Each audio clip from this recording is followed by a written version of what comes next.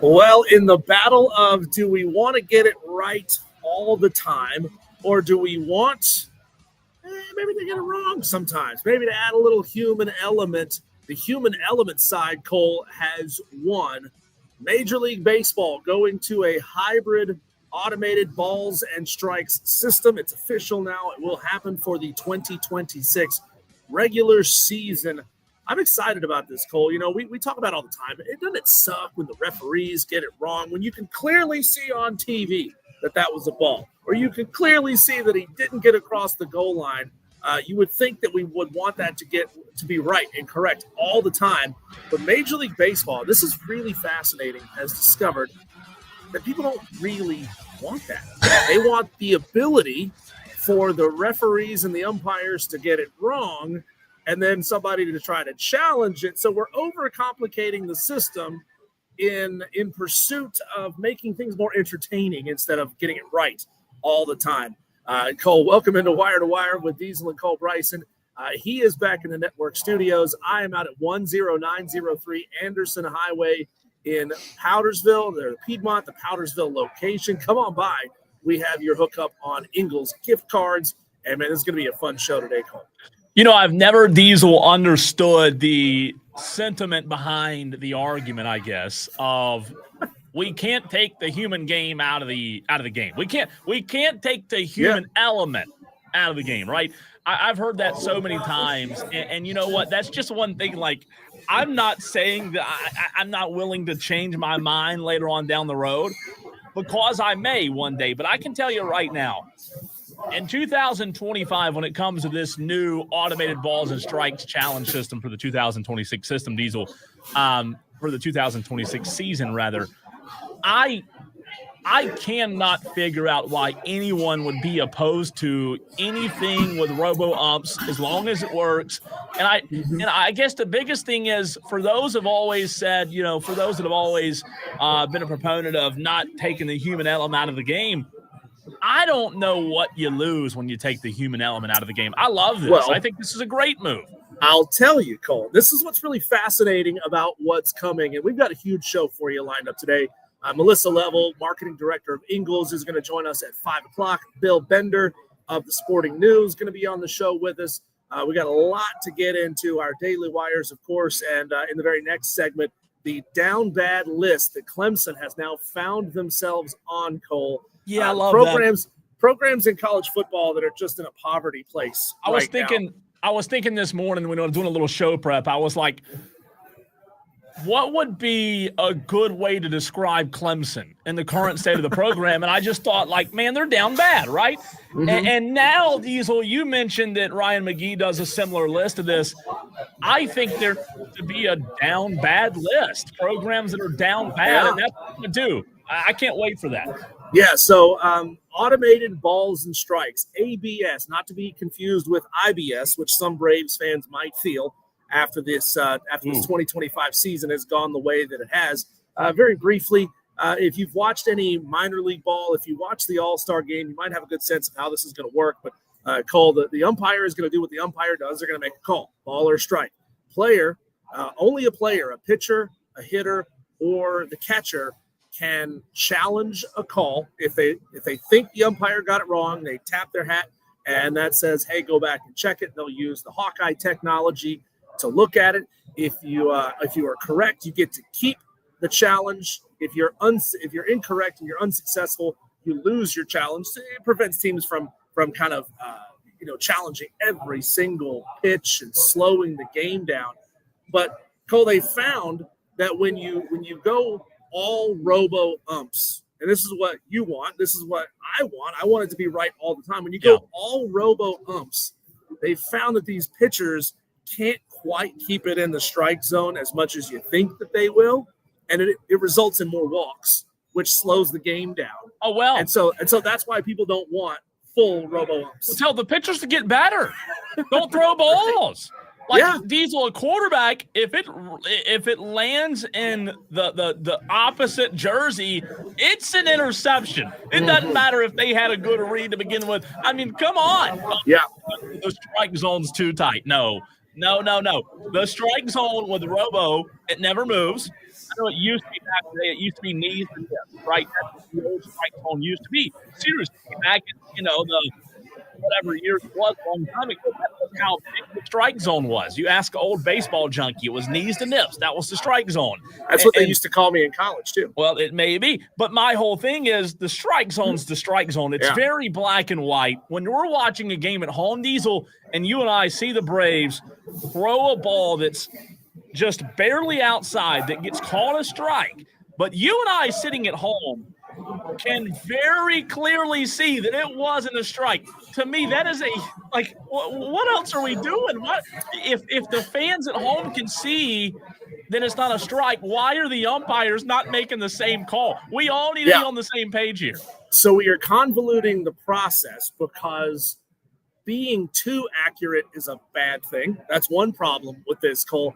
And this might be the most asinine excuse I've ever heard as to why we can't go to full robo-umps and get it right every single time.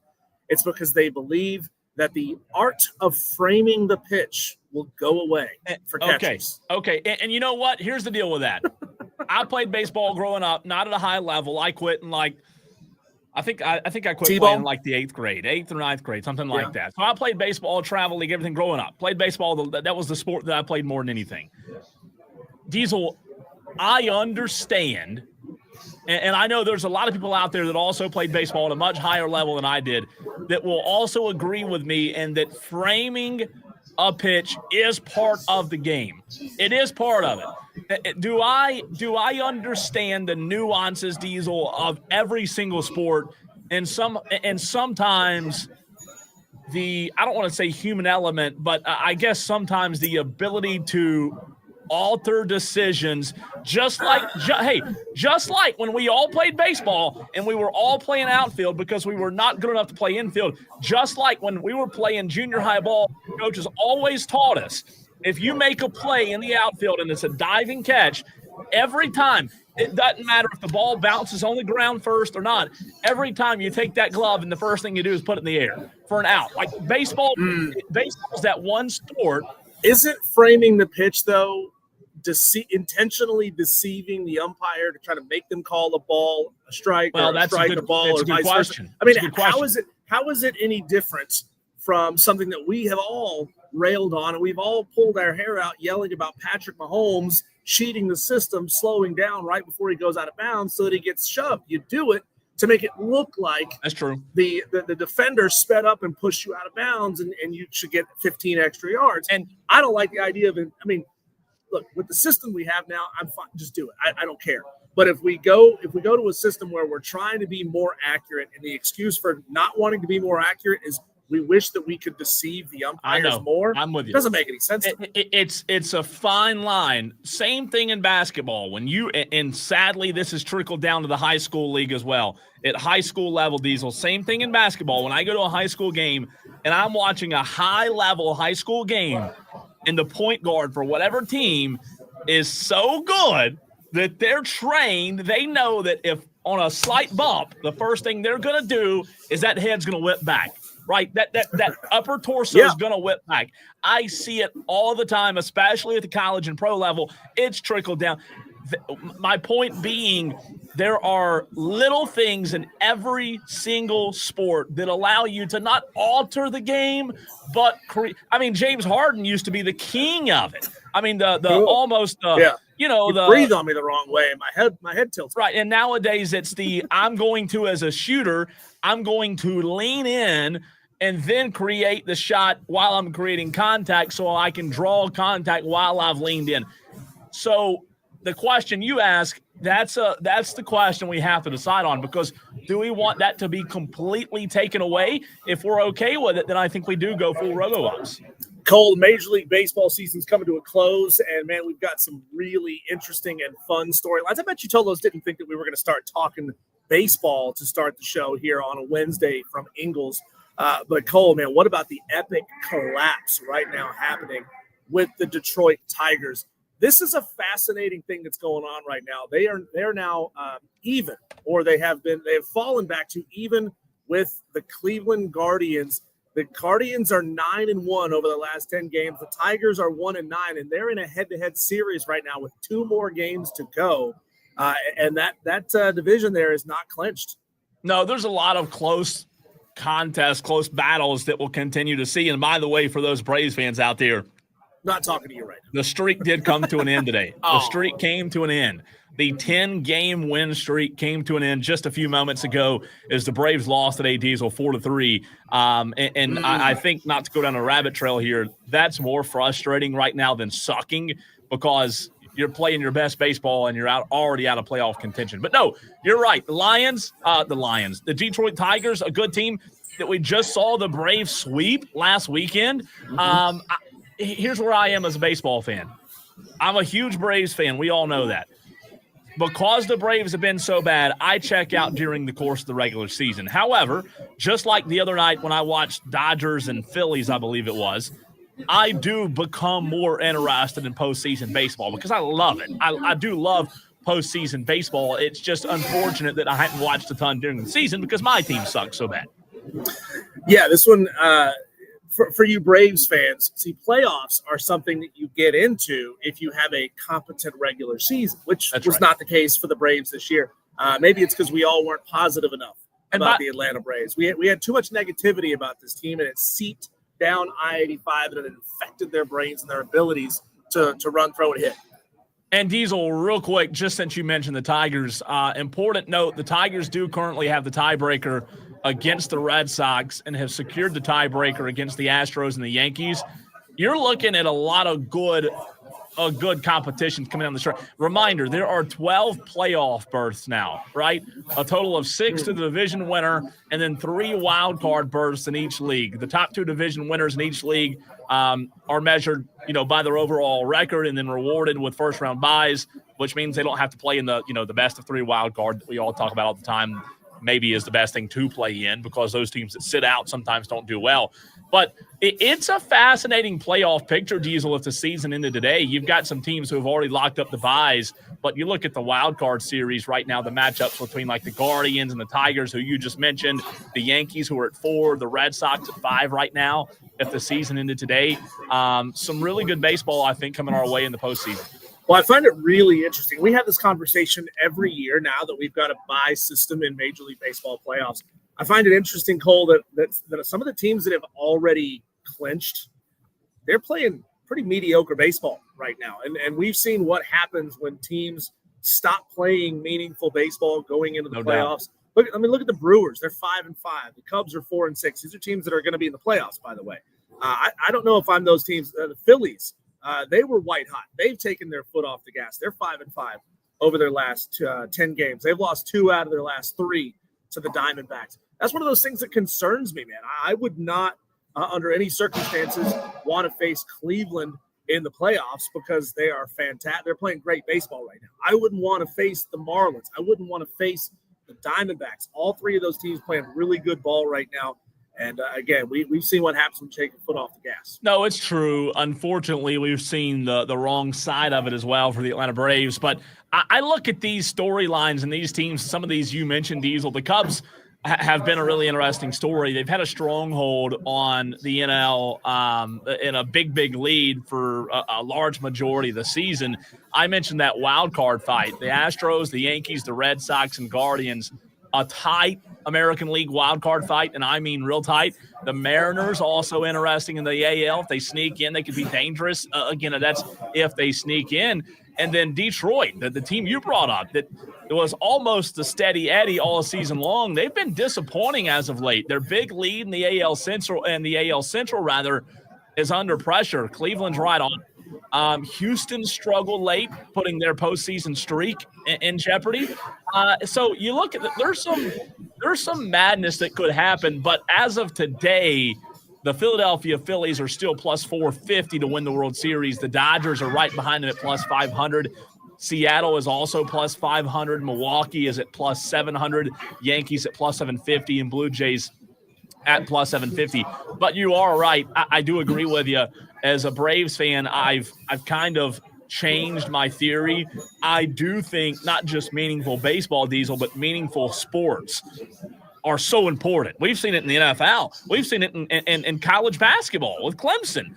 Playing meaningful games down the stretch, I don't think that can be underestimated. And for those teams that are going to, like maybe a Seattle that has to play meaningful baseball that could get hot and maybe leap in, those are the teams that I look at as dangerous.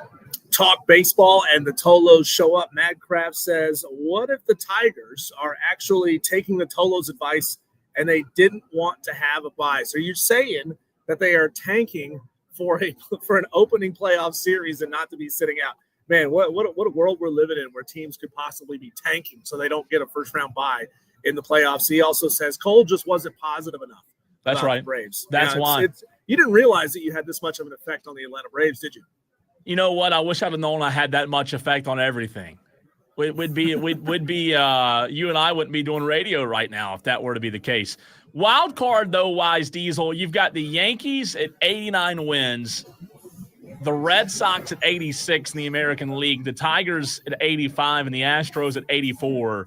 And the NL, the Cubs, Padres, Mets, Reds, and Diamondbacks.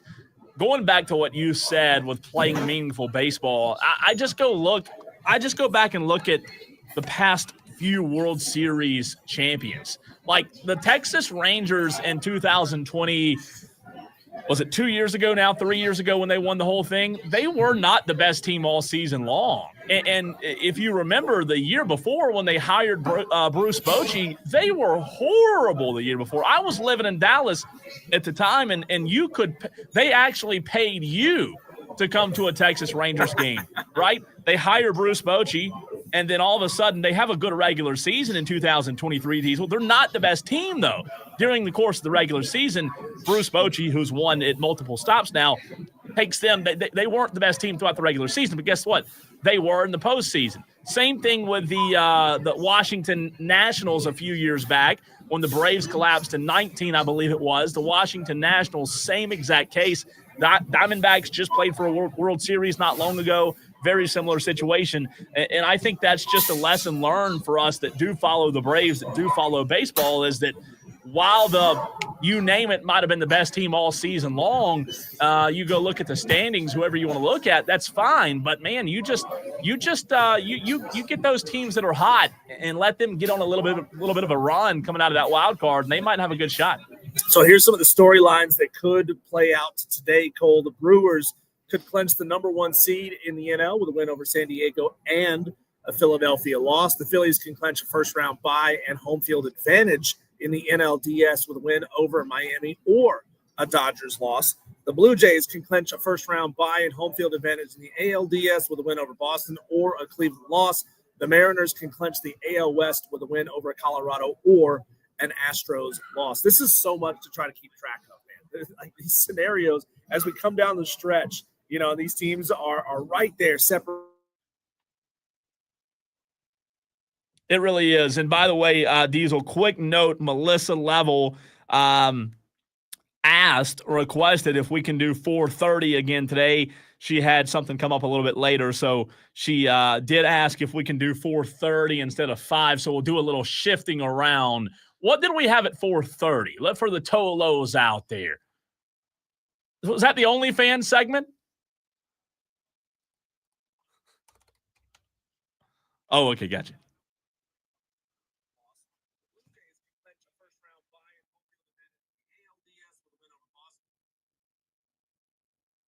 Was that the OnlyFans segment?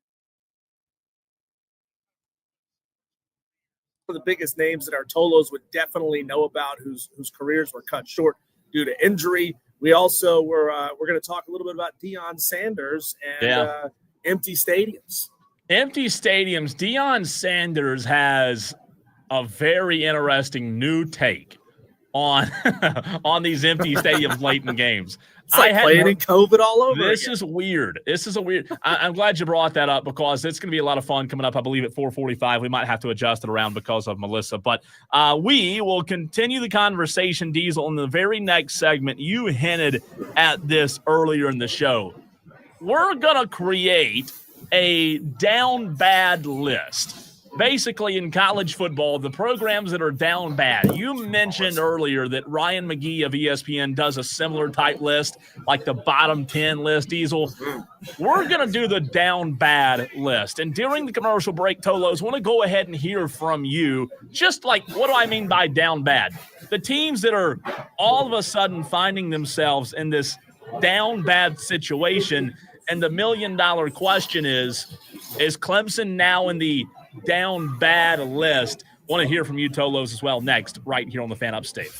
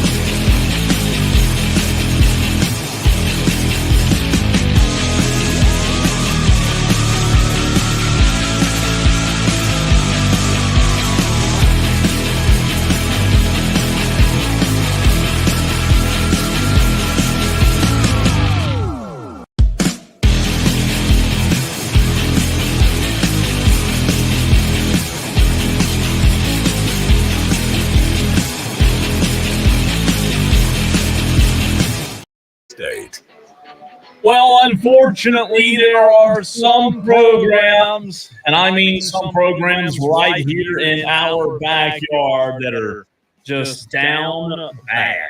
And Diesel, it's not good that our programs are down bad, but we have some programs that are down bad. And by the way, quick note for you Tolos out there, if you usually enjoy hearing Melissa Level and Melissa's moment at 5 o'clock, we'll be doing that at 4:20 today, a little earlier in the show. So just a little programming note. We'll continue to get back to upset picks, by the way, that open in just over 30 minutes. So go ahead and start thinking about who your upset pick is going to be this week. But Diesel, it's time to do something that you and I had not planned on doing this season.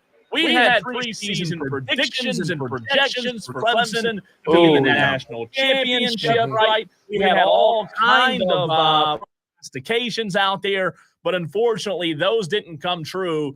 And I want to know from the Tolos out there if you will help us create a down bad list at 844-326-3663. And Diesel, the $1 million question is Clemson on the down bad list? Right now they are. Good thing is Clemson can always pull themselves off of the down bad list. It's getting harder and harder, Cole, to believe that they will pull themselves off the list. But I mean, look at the schedule, look at the talent that they have, look at the coaching staff that they have. You have to believe. But I mean, come on, we've been thinking that all season long. You know, even if Clemson was just squeaking by teams, let's say Clemson was sitting at 3-1 right now, and they got scared by Troy, they got beat by a better LSU team, but they squeaked past Georgia Tech and they squeaked past Syracuse. We'd be saying this program's going to be okay. They're going to get it figured out. So you have to believe that they can get that done.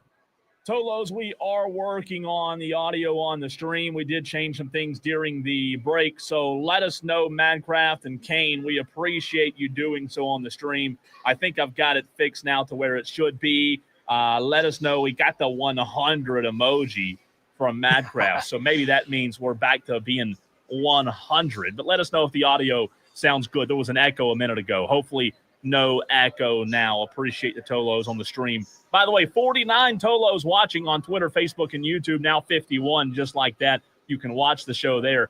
So help us out, Tolos. Let's define down bad first, Diesel, okay? So, like, I think it's important, and tell me if you agree or disagree here as we do a down bad list for college football. I don't think a bad year, a blip on the radar, is down bad. Is that fair?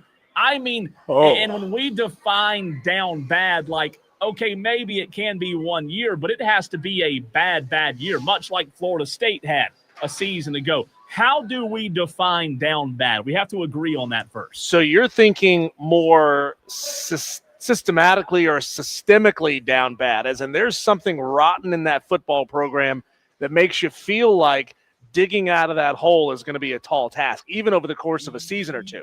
Yeah. Okay. I mean, and again, like, here's the deal. Down bad means, like, you're down bad. And to your point, what you just said, it might take a season or two or three to get back from being down bad. And I think the $1 million question that I brought up a minute ago with Clemson, it is a bad season. We know that. Last year they won the ACC. They were in the college football playoff. So nobody looked at Clemson last year and thought, oh, they're down bad. We did see signs that they weren't as good as what they had been, and then it all culminates to 2025 where they're down bad.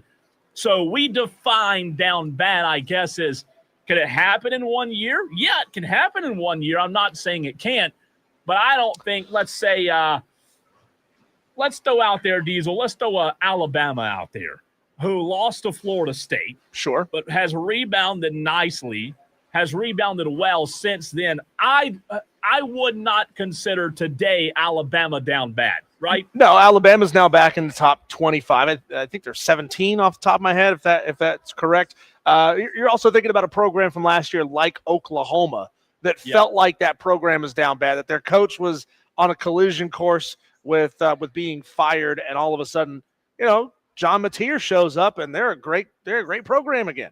Yeah, and Bama is 17, to your point. So they dropped 3 spots even after the win only one loss, that loss to Florida State to open the season.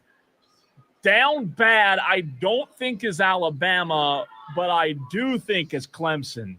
Down bad, I don't think is, let's say, a Notre Dame who hasn't had a good start, but I do think is a UCLA. Oh, yeah. UCLA's in a tough spot. I mean, their quarterback stinks. They leveraged they gave away, or they sent packing Joey Aguilar, a quarterback who is lighting it up at Tennessee, for a guy that is sucking it up at UCLA. Their coach is fired. On top of all of that, Cole, they've still got to go head-to-head with USC in town. They've still got Oregon, who's up. They've still got Washington, who's up. So it's going to be really hard for UCLA to dig out of that spot. So Tolo J. Butane on the Hub City Spartanburgers text line says, look at Clemson. Case study in down badness. They will not see 10 wins again until a complete coaching overhaul happens. Is Jay Butane a Clemson fan? I don't know. Help me out, Jay Butane. I forget. Let us know. So I don't know if you're just being a hater. It could be. It could be realistic, which there aren't as many realistic Clemson fans out there, unfortunately. But Diesel, here's what I think. Let's do this. Let's create, much like Ryan McGee does on the bottom 10, if we had to create a top 5 down bad list, obviously Clemson right now is probably going to find themselves somewhere on the list. You talk about the UCLAs of the world in college football. They're down bad. Yeah. Oregon State might be one of the worst teams in college football right now. They're down bad. Oh, don't worry. App State will give them a way to win a game next week. Oh, don't say that. Yeah, they'll have the ball punched out at the goal line. And I'm driving up to that game, so that's how you know we're going to lose. Oh, is it home in Boone? It is going to be a game in Boone, yeah. I like it. Well, I guess so. I don't think you're driving up to Oregon. That'd be nice, though. God. It would be. So where do we start? Like Tolos, we need your help on this as well. At 1 through 5, 1 being the most down bad, 5 being down bad, but not as bad, obviously, as the 1 through 4. Let's decide this first. Is Clemson on the list 1 through 5, yes or no? I think they are, because Clemson is not going to fire Dabo Swinney at the end of this year. And some would say that's even more down bad if you fire a 2-time national championship winning coach. But it also means he's not going to change. It means going into next season, you don't think Christopher Vezina has it. And so far, everything we've heard from everyone has told us Christopher Vezina is not ready, right? And is not prepared to step in and save this season for Clemson. Your coaching staff is probably not going to change much, or if anything, they're going to get rid of Garrett Riley. Who knows? And a lot of this talent is going to go off to the NFL. They might say, you know what? I don't want to be here for a rebuild in 2026. I'm going to go ahead and exit stage left and join the NFL ranks.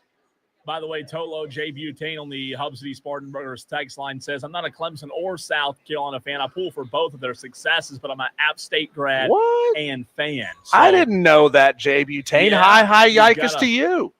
I was going to say, you've got another one. We're multiplying down here. You are multiplying. It's getting scary. Look, is that dueling banjos I hear? I think you're right. I think unfortunately, Clemson does find themselves on the down bad list. I put them at 5. So now we're tasked with finding, and maybe we'll correct ourselves, now we're tasked with finding 4 other programs that are down bad worse than Clemson. I want to be very clear on something, Diesel. These other teams on the down bad list, just because Clemson's on this list doesn't mean they have the same problems that UCLA has. Being on this list does not make you equal to the other teams on this list. Correct. But what it does mean is, from where you came from where your preseason expectations were, and where you used to be as a program, that's where you are now on the down bad list, because Clemson has fallen so far from their preseason expectations, where they had a program built, 5-8 years ago, these when they were competing for national championships, to now being 1-3 to start the season for the first time since 2004. I have them at 5. Where would you put them? Putting Clemson on this list? Yep. Clemson on the down bad list. Yeah. Madcraft says he has him at 1. I don't know if that's realistic or not, Madcraft. No, they're not 1. They're not that bad off. I mean, let's be real. They're playing in a 90,000 seat stadium. They've got great fan support, and it's going to take a little bit of a rebuild to fix what's going on here. But think about it this way: Mike Norvell, Florida State would have been on this list if we did this last year, Cole. And look at where they are right now. I mean, we would have said it's hopeless. There's no way Norvell. I mean, we just saw him screw up a whole transfer portal class. There's no way if he does it again that we're going to see a different result. And look what's going on. But none of us think Dabo Swinney will take that approach. We'll be that aggressive and say, you know what? I'm going to go find some elite quarterback that's transferring. I'm going to find an elite running back that's transferring, and I'm going to build this roster. That's why I say Clemson is down bad. But they are the least down bad of the down bad 5. So by the way, go 5. Dewey on the Hub City Spartanburgers text line, 844 fan phone, says he's down bad because I'm not showing my toes anymore.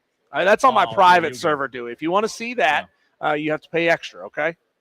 Madcraft says, well, if that's the standard, then I'd argue Penn State is about to be down bad. Notre Dame would be considered down bad. So I don't consider Notre Dame down bad yet, Diesel. Now, do I believe Notre Dame should be in the top 25? No, I don't believe they should be, because South Carolina fell out way earlier than – and again, I don't think South Carolina is a top 25 team now either. But Notre Dame being at 22 and having moved up 2 spots at 1 and 2, I don't think Notre Dame's a top 25 team right now. But Diesel, I also don't know, just because they're 1 and 2, have they fallen that far that we would have to say they're down bad? I don't know that they are at 1 and 2.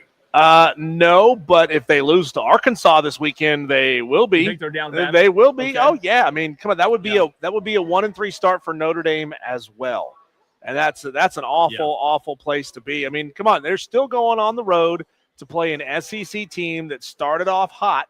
I mean, there's a chance that they get waxed by Arkansas. I don't think there's a high chance of it. I want Leprechaun of Lyman to back off of the edge a little bit, but I still think Notre Dame is in trouble this weekend. Yeah, I agree with you there that if they lose to Arkansas, they find themselves on the list. Kane says LSU is about to be on the list. LSU is about to be down bad. Well, I mean, there's some extra motivation in that game now. You saw what happened with Lane's daughter, right? Oh, yeah. Lane Kiffin's daughter, the verbiage that I heard on Instagram this morning was Lane Kiffin's daughter hard launched her relationship with LSU's linebacker on social media 3 days before the game. So if you don't know, Lane's daughter, and I think her name is Laney, but I'm not positive, is dating what's his name? Weeks? That's him. Yeah. Linebacker guy. Whit Weeks. She's dating Whit Weeks. Tolo J. Butane says App may qualify for down bad. Time as a factor. Clemson isn't too natty. Clemson, and App ain't App. I can't read this text. Here's the text. Clemson isn't too natty Clemson, and App ain't 3P App. Okay, I'm with you now. I'm with you. Yeah. So you agree with that? Is App State down bad already? I wouldn't say down bad. I mean, they just got a new head coach. First year of a new head coach. He's 4 games in. I wouldn't say they're down bad. I mean, it could get worse. I still think it could get a lot worse. What if Dow Loggins ends up being a bust? Now that's down bad. And you can't afford to get rid of him. Yeah, I don't know that App's down bad yet. I do think Clemson finds themselves there. Where would you put UCLA in this 1 to 5? I mean, like, Oregon State's really bad right now. UCLA's really bad. I mean, what other teams out there? You said it. We might see if Notre Dame next week finds themselves on the down bad list if they lose to Arkansas and start 1 and 3, much like Dabo's Tigers. Who else is on this list that I'm missing, Diesel? Well, in the parlance of our good buddy Ryan McGee of ESPN, who puts together his bottom 10 list, I would put the Virginia Tech So-Sokis on that list. So? Yeah, That's Virginia Tech. They have been struggling for basically 20 years since they joined the ACC. They can't seem to find a coach who will stick around long enough to get a second cup of coffee. I mean, they're in a tough spot. You would think with that stadium, with that tradition, with that fan base that shows out no matter what, even when the team's not good, that they would be able to come back. But, man, they have just whiffed over and over and over again on head coaching hires. Yeah, I think I'm with you there. So I want to have UCLA and Oregon State on the list as well. Mm-hmm.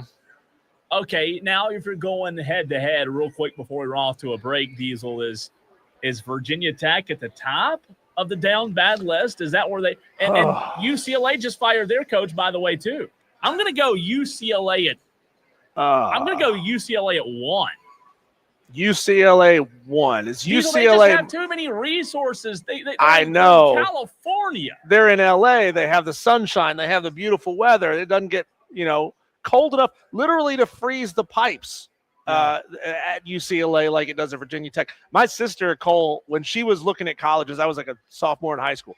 She was looking at colleges, and she was going to go be an architect. So she was looking at Virginia Tech. Yeah. On that first visit, they had a Q&A session, and she said, "Hey, does it get really, really, really cold up here?" And the guy goes, "Well, a couple of years ago, they had to send all the students home because the pipes froze." She's like, "Which pipes?" "All of them. Wow. All of the pipes on campus froze." She said, "That is nope, rough. Not going to Blacksburg." So they make my list. Oregon State also makes my list. UCLA makes my list. Clemson makes my list. We had Dewey throw in North Carolina. Are they there yet? Oh, man. Are they on the fringe? God, I think that's a good one, Dewey, because you got a legendary coach in Bill Belichick, and you know that Bubba Cunningham up there in Chapel Hill is not going to pull the plug on Bill Belichick that fast. Right? They're not going to throw the hook on him. If they lose next week to down bad Clemson, if you lose to down bad Clemson, aren't you down bad? Pillow fight of the week, is it not? Yeah. God. I think they've got to be right there in consideration, because if Clemson's our 5th down bad team, and you lose to them, I think you have Bill Belichick. You were supposed to be all of a sudden turned around. You're not any better than you were before you hired the guy. And Bill is pissing off scouts, saying you can't come in. Not that UNC has a lot of players that the Patriots would want to come and scout anyway. Yeah, but really. but that whole controversy, even if it's water under the bridge now and they've had private conversations, yeah, sure, you can come scout our players. It's just a bad look that's not going away anytime soon. Right. And it's as predictable as it is fun to watch, is it not? How about this, Cole? 3 out of our 5 down bad teams are in the ACC. And how many of them are in the Carolinas? 2? I mean, God, hitting too close to home. Yeah, here. And not a single one in the SEC. The annual down bad programs aren't there. Yeah, Arkansas and Mississippi State are really good. Like what? And Vandy, make it make sense, right? What year is this? When we come back, Cole, let's take our rapid-fire look around the sports world, peek over the fence, see what's happening out there in a segment we call our Daily Wires.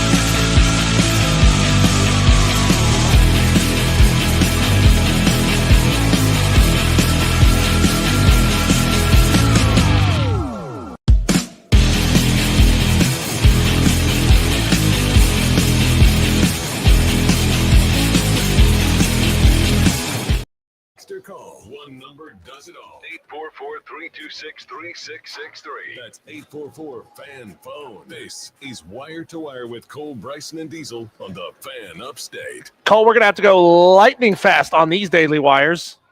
The buzz happening around the sports world. The Atlanta Braves, man, they were on a tear. Winners of 10 straight and then lost today. So they ended the streak. Lost. Yeah. Well, it's not like it matters anyway. Yeah, really. The Mets have some work left to do to lock down a postseason return, but they picked up a desperately needed win at the Cubs yesterday. Manager Carlos Mendoza said, we needed that one. In the AL Central, the Cleveland Guardians have moved even with the Detroit Tigers, despite Detroit having owned a 14-game division lead on July 8th. No team has ever lost its division since the advent of divisions in 1969 after leading by 14-plus games. I'm doing the old choke. They choked it away. I mean, this is like one of those New York Met type of choke jobs here. Yeah. Hours after Oklahoma State announced the firing of head football coach Mike Gundy after a 2-1 start, AD Chad Weiberg emphasized the decision was made with the best interest of moving the program forward in the long term. Gundy was the second longest tenured FBS coach. He was in his 21st season leading the Cowboys, trailing only Kirk Ferentz, Iowa's coach since '99. In case you missed it yesterday, the news came out that Oklahoma quarterback John Mateer had suffered a broken bone in his throwing hand in last Saturday's game against Auburn. He underwent surgery today, and I'll ask Bill Bender coming up later on in the show what he's heard as far as what's going on with that surgery. That's brutal, man. I heard the surgery was today, and I said it yesterday. I don't want to talk this or speak this into existence, Diesel, but if they don't have the season they were going to have or could have had because of this injury, they'll look back. Oklahoma fans will look back at this as one of the all-time worst injuries for that program ever. Yeah, and as at some point in the show, whenever we have a chance to get to it, we'll go into that list of all-time injuries that derailed careers. I want to ask you, Tolos, was there ever an injury in one of your team's games that really you felt like kind of screwed your team in a major, major way? The Tampa Bay Buccaneers, Cole, re-signed rookie defensive tackle Desmond Watson and added him to the practice squad. He has the distinction now of being the heaviest player in NFL history at 464 pounds. Ooh, he's a big one. Yeah, he's a big one. Is this all because they're wanting to stop the tush push? Well, according to Todd Bowles, the answer to that question is no. It's not about that. Okay, it's because he's a great athlete. Gotcha. Okay, athlete. Yeah, right. he is a rock. He is a literal rock in a hard place. Also, Cole, it's worth noting, and we want to throw a shout out to our Tolo Martin, who came down to watch the show here live and in person. He lives closer to the Cherrydale store, but he came all the way down here to Piedmont here at 10903 Anderson Road to say what's up.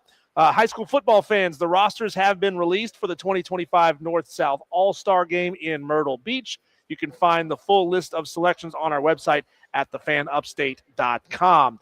In a surprise move, the Texans released safety C.J. Gardner-Johnson yesterday. In 3 starts, he had 15 tackles, no interceptions or pass breakups. And finally, Cole, your very last Daily Wire, this is your 7-minute heads up, 7-minute warning. The Upset Picks Challenge kicks off at 4. And I tell you what, I'm feeling good because I hit last week, but I'm also feeling good because I believe, Diesel, like that we can always be bigger and better than we have been, right? Oh, yeah. And I continue to move the goalpost on our Tolos. So here's what I'm going to do. I am going to challenge our audience listening. For those who have played in the challenge and have not played, I know the thousands of you listening across the upstate right now. A lot of you have, a lot of you haven't participated. I am calling for the next segment, before we speak to Melissa Level, 50 upset pick entries in one segment. Wow. One segment, 50 entries, 844-326-3663. You're looking for an underdog to outright win the game. You send in your name, the game, and the spread. 844-326-3663. It opens in 6 minutes, and we'll see you then. Well, I'll tell you what, we need Chef That to get involved. Chef That, one of the best new names I've ever seen on the stream. Chef That, you need to get us your upset pick. Also, Do it. MD75, where you been, bro? Get your pick in as well. That's next. Let's do it. Upset picks next.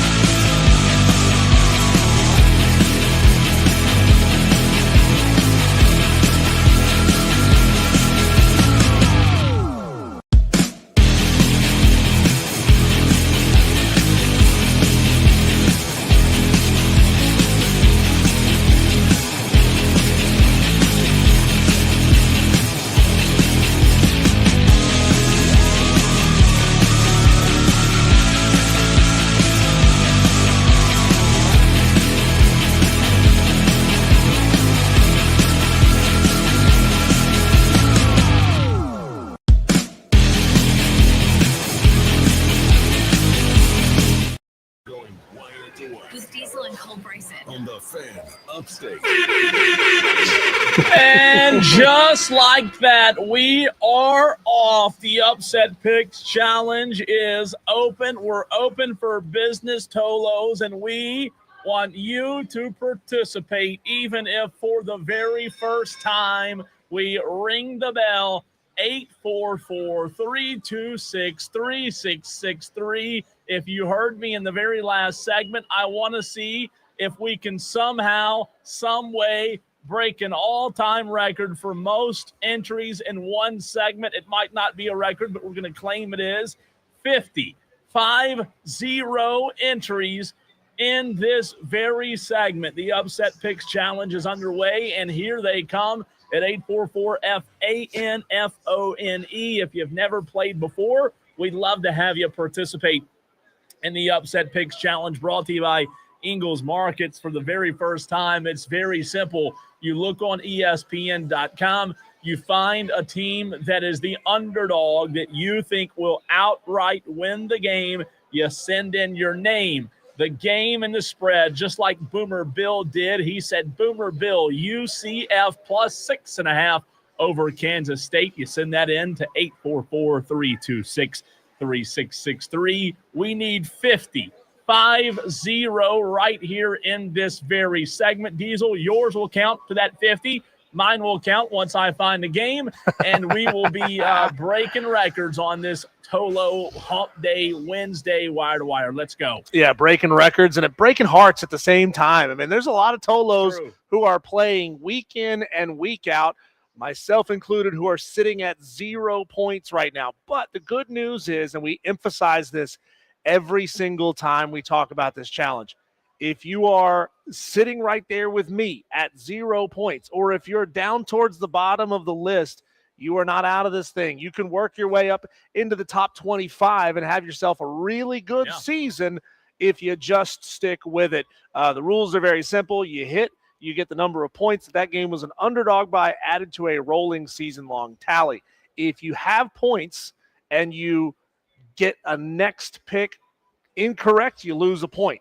If you don't pick at all, you lose 2 points. So it behooves you to be here week in and week out, playing this challenge, sticking with it. Leprechaun of Lyman texted in yesterday, Cole, and said, this was a great message. I appreciated Leprechaun of Lyman for sending this in. He said, last week or 2 weeks ago, I had 0 points, and now I'm in the top 10 because he had hit multiple times in a row. And that just goes to show you, Cole, anybody can get on a hot streak and hit 2 or 3, 4 weeks in a row. We've had Tolos that have already hit all 5 weeks in this challenge. It's absurd.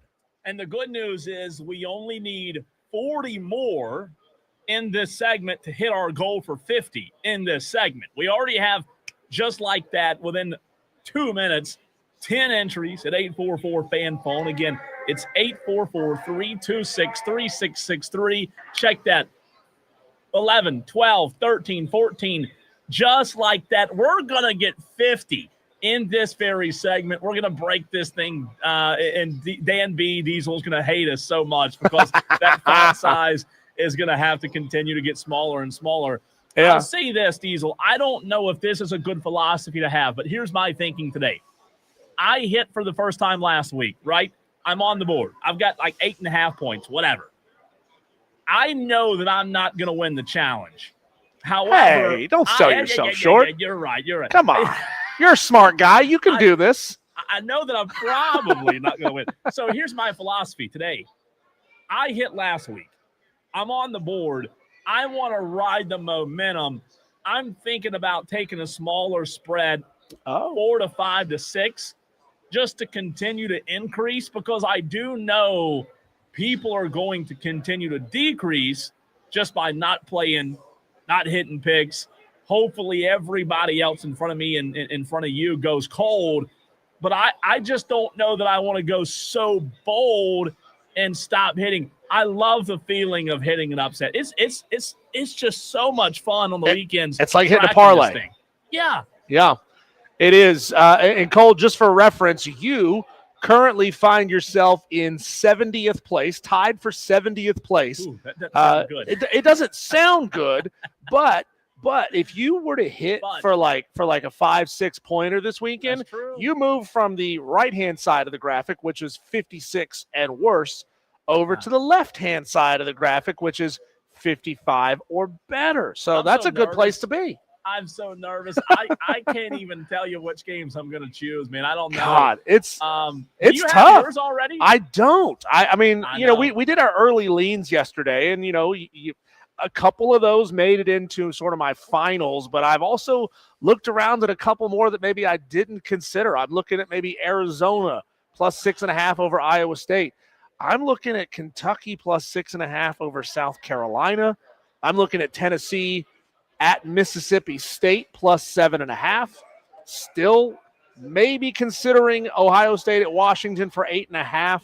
But, man, it just doesn't feel like the Buckeyes are going to lose. I will tell you this. I've got several that I also am looking at. I think the most intriguing game is Duke-Syracuse. And here's why. I know you hear me say that and you think, Cole, how in the heck is that intriguing? I'm talking about for the Upset Picks Challenge. It's intriguing, and here's why. Yeah.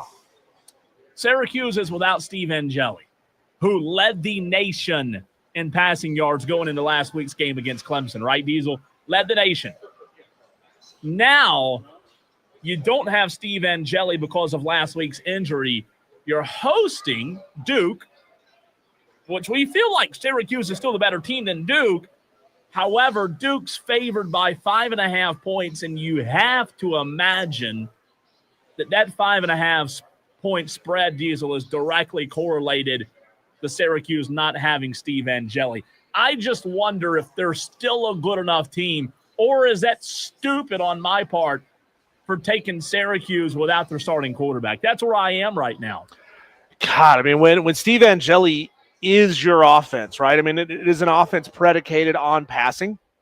And, God, how many times did he just drop it in a bucket against Clemson? And they need a quarterback that can do that. I got to think that there's going to be some pretty significant fall off from Steve Angeli to his backup. So I'm not so willing to go there. I know, that's my worry. And by the way, Tolos, we just had this come up on the text line. We do make mistakes. Well, Diesel and Dan do, right? Diesel and Dan make mistakes. If you feel like we've ever made a mistake, like this one texter just sent in, he said, sent in my first ever pick last week and it hit, but I don't see myself on the board. Send us your name and let us know that there might be an error. It happens, but we will get it fixed. I promise. We will get it fixed. We just need to know your name, texter. Yeah, and look, we have to go back and we have to verify that your text was sent in during the show hours, like we tell you that it has to be. We spent the first couple weeks trying to educate you and let you know that, hey, if you send it in maybe 20 minutes early or something like that, hey, you're going to have to make sure you send it back in later. Yeah. But now, Cole, we're off to the races. We're in week 5. You told us got to be getting this right. So if you send it in at 7:30, it's no good. If you send it in at 2:15, it's no good. If you send it in during the Rob Brown show, it's no good. It's no good. We're not saying the Rob Brown show is no good. We're saying the upset pick. All right, Diesel, I've got mine. I've got my upset pick, and I am locked and loaded. I'm ready to make it. Oh? I'm ready for my upset pick. Tell me when you're at your little keyboard and you're ready. Your lovely little fingers are ready to go. I'm taking the noon o'clock UCF Knights plus 6.5 points over Kansas State Saturday. UCF is 3-0, Diesel. Yeah. Kansas State's 1-3. What am I missing here? I mean, you're not wrong there. You're not wrong. That's who I'm taking. The question is, do you believe, and I was looking at this game yesterday, Cole, do you believe that the passing of Sean Clark, their offensive line coach, positively or negatively affects this team's performance this week? It's a good question. Because it's got to weigh heavy on him, and it weighs heavy on heavy on me as him being our former head coach and being an App State alum. Sure. No, it does matter. It does matter. I just don't know I don't know which way it tilts the pendulum. You know what I mean? Sure. Yeah. I still think UCF's, like, I'm not saying they're a world beater football team. I think they're a good football team at 3-0. Obviously, they've won 3 games. But I like the spread. I like 6.5. So I'm going UCF over Kansas State. That's my upset pick. Maybe I'm wrong, and Kansas State blows them out. They have a really good running back in Dylan Edwards. They hadn't been as good as they would have liked to have been so far. But I like Tavian Jackson, the UCF quarterback, Diesel. He's been the guy since they gave him a look in that game against Jacksonville State. And he's been producing. Dual threat quarterback. Kansas State's defense has been struggling. And again, I know that you talked about it. Sean Clark, that only 50 years old, right? I mean, a beloved figure in the coaching world. He was a big part of the rushing attack in the first few weeks. I don't know, Diesel. I think UCF still wins. Give me the Knights, baby. The Cats of Kansas State are going down. I'm going to hit 2 weeks in a row, baby. Well, speaking of Cats, Cole, I'm going to go with the Cats myself. I've made the decision, and it's just kind of here's my list. I'm going to close my eyes and point at one because a lot of mine are ultimately for around the same number of points. I'm going with Arizona Wildcats on the road plus 6.5 against Iowa State. Look at this, man. We got a combined record of 7-0 between these two football teams. You've still got Noah Fafita out there at Arizona. He was really good last year, lighting them up. 712 passing yards on the season so far. They got a pretty good running back as well. I think, Cole, that Arizona gets it done on the road in – which was this one? Ames. This one's in Ames, right? Yeah, Ames, Iowa. I think they get it done against the Iowa State Cyclones. These are very, very similar teams. Diesel, the one and only Dalvin, is ready to give his upset pick. You can call into the show as well. And by the way, Tolos, if you just tuned in, we are calling for 50 upset pick entries. We're getting close to being halfway there, I believe, but we've still got about 8 or 9 minutes left in this segment. If you just tuned into the show, you've never participated before, get your upset pick in. You're choosing an underdog to outright win the game. Send it in just like Steve Squared did a few minutes ago. He said Steve Squared, Oklahoma State plus 20.5. By the way, a huge spread over Baylor. That's how you do it. Let's go to Delvin. Delvin, what's your upset pick, man? Give me California plus 6.5 over Boston College. Cal plus 6.5 over Boston College. Delvin, you've got an analytical mind for this kind of stuff. Why'd you pick Cal? I know they lost last week, but I think they were just, you can't stay high like that for the first quarterback. He struggled last week, but I think he bounced back against Boston College this week. I think they're gonna be upset that the way they lost, and just Wilcox had the boys ready to go last week. Bounce back. Okay. Thanks, Delvin. Yeah, thanks so much, guys. Absolutely. Appreciate you as well. And it's interesting, Cole, there are a lot of games that are sitting in the 6.5 point spread range this week. And that's why it's so hard to pick these, right? I mean, you got so many that are going to be tight games. USC, Illinois, 6.5 point spread. UCF, Kansas State, 6.5 point spread. Kentucky, South Carolina. We don't have any Gamecock haters willing to take Kentucky to beat South Carolina. You're not willing to take that one, an SEC road game coming into Columbia to get that win? I mean, what if Missouri beats them twice? Before we get to the phone lines again, Diesel, I love this text on the Hub City Spartanburgers text line, 844-326-3663. Texter says, hi, this is Mark O'Connor from Greenville. I was just at Ingles. You stole my thunder. I'm going to take Central Florida in the 6.5. Also, Diesel, first time upset pick. How about it? I love it. It was Mark O'Connor. That's great, man. I love to see it. We have Tolos that have gotten into the stream today that I have never seen pick before. Chef That, where you at? Chef That. And what do we do with Wesley Roberts? You know you can't submit your pick in on the stream. You got to be on the text line. You got to be at 844 fan phone. Let's go back to the phone lines, Diesel. Matt wants to weigh in. Matt, what's up, man? What's going on? You got your upset pick? Yes, sir.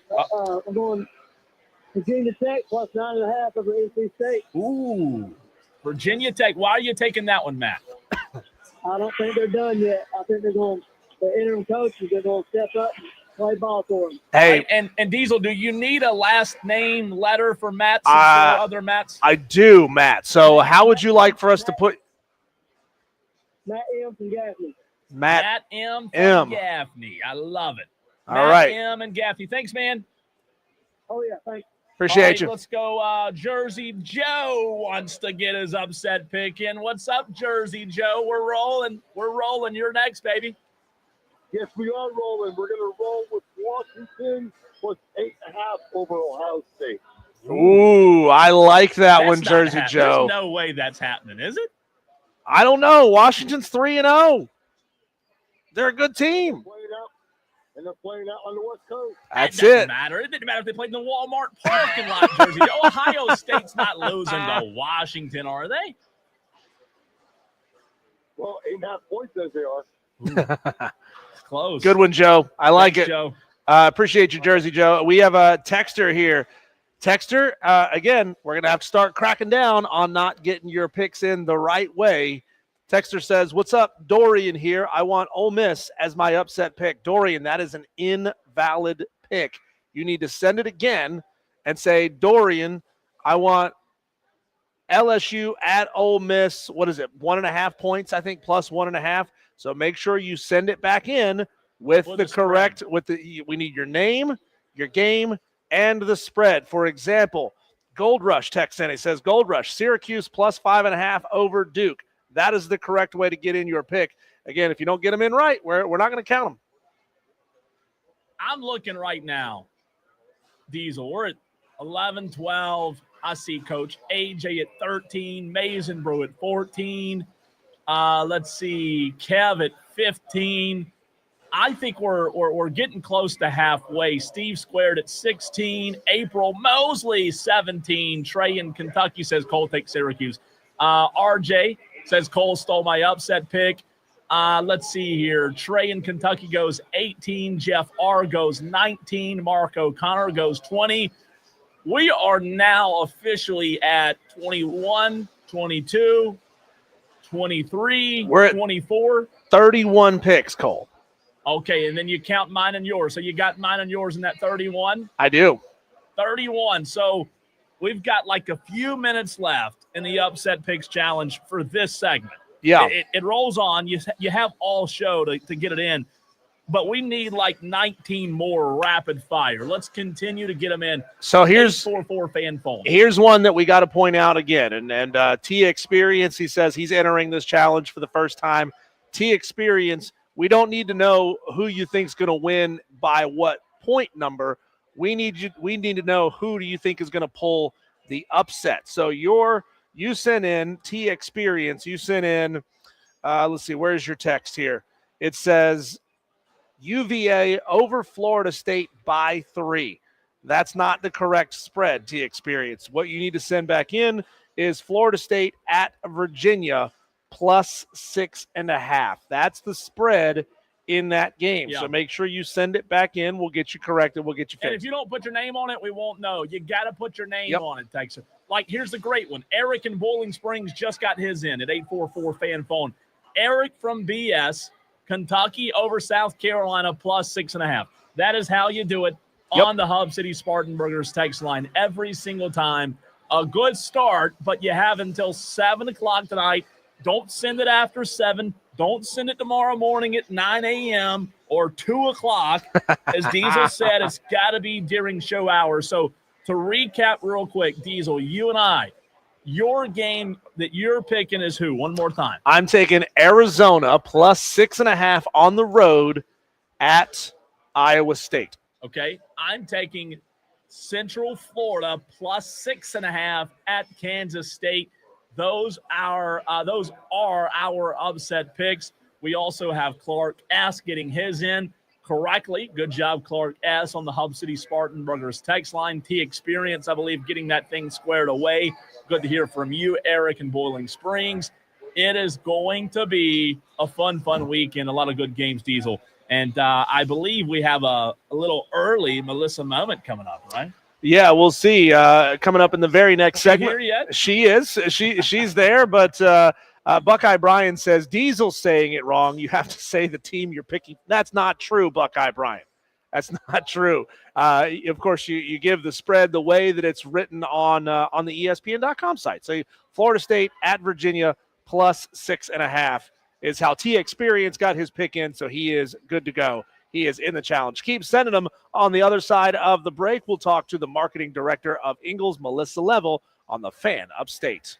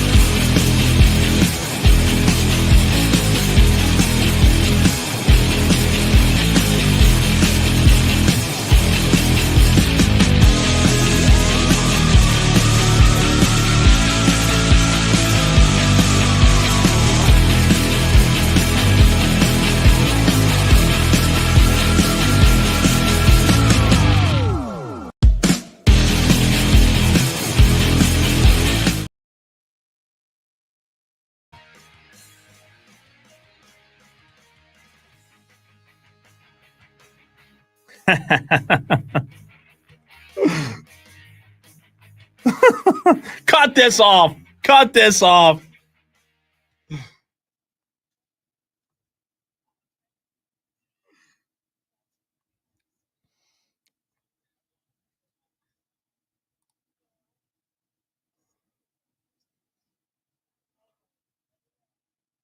And real quick, Diesel, if you don't mind, since we did have to make that one change during a break, if you don't mind, I think you might have to change your settings back to the regular computer so we can hear Melissa. Tolos, if you're watching on the stream, the audio might be a little distorted during this segment. We are having some, not technical issues, but some workarounds. But yeah, the next segment, it should be good to go. So just that should be fixed. Yeah, that should be good. Fixed. Wesley, let us know what's going on the stream. So we'll put a pin in that. We will come up with a good bet for that one. But instead of starting with Florida State, I'm going to start with your Tampa Bay Buccaneers because we've talked about it on the station many times before. Melissa, former Florida State cheerleader, former Tampa Bay Buccaneers cheerleader. There's something going on in Tampa right now. I don't know if you heard us talking about it on the Daily Wires. They brought back a guy that they originally cut in off-season workouts, Desmond Watson. You know what makes Desmond Watson special? He's a big dude. Oh, yeah. 464-pound lineman. They're bringing back. They say it's not to defend the tush push because they got the Eagles coming up. He's an offensive lineman. Is he? He'd have to be a defensive lineman to stop Philadelphia and their tush push. Yeah. It's important. Make sure you know which tushes you're talking about when you're pushing the tush. Okay? You can't push the wrong tush. Yeah, you get canceled for that kind of stuff nowadays. Now, when you were playing though.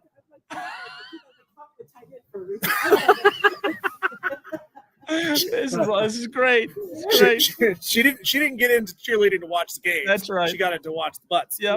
No, but Melissa, when you were cheering, but whether it was at Florida State or at Tampa, do you remember out of mind? Does anybody stand out to you as just this mountain of a human being that you would stand next to and say, "Oh my God, that guy's huge"?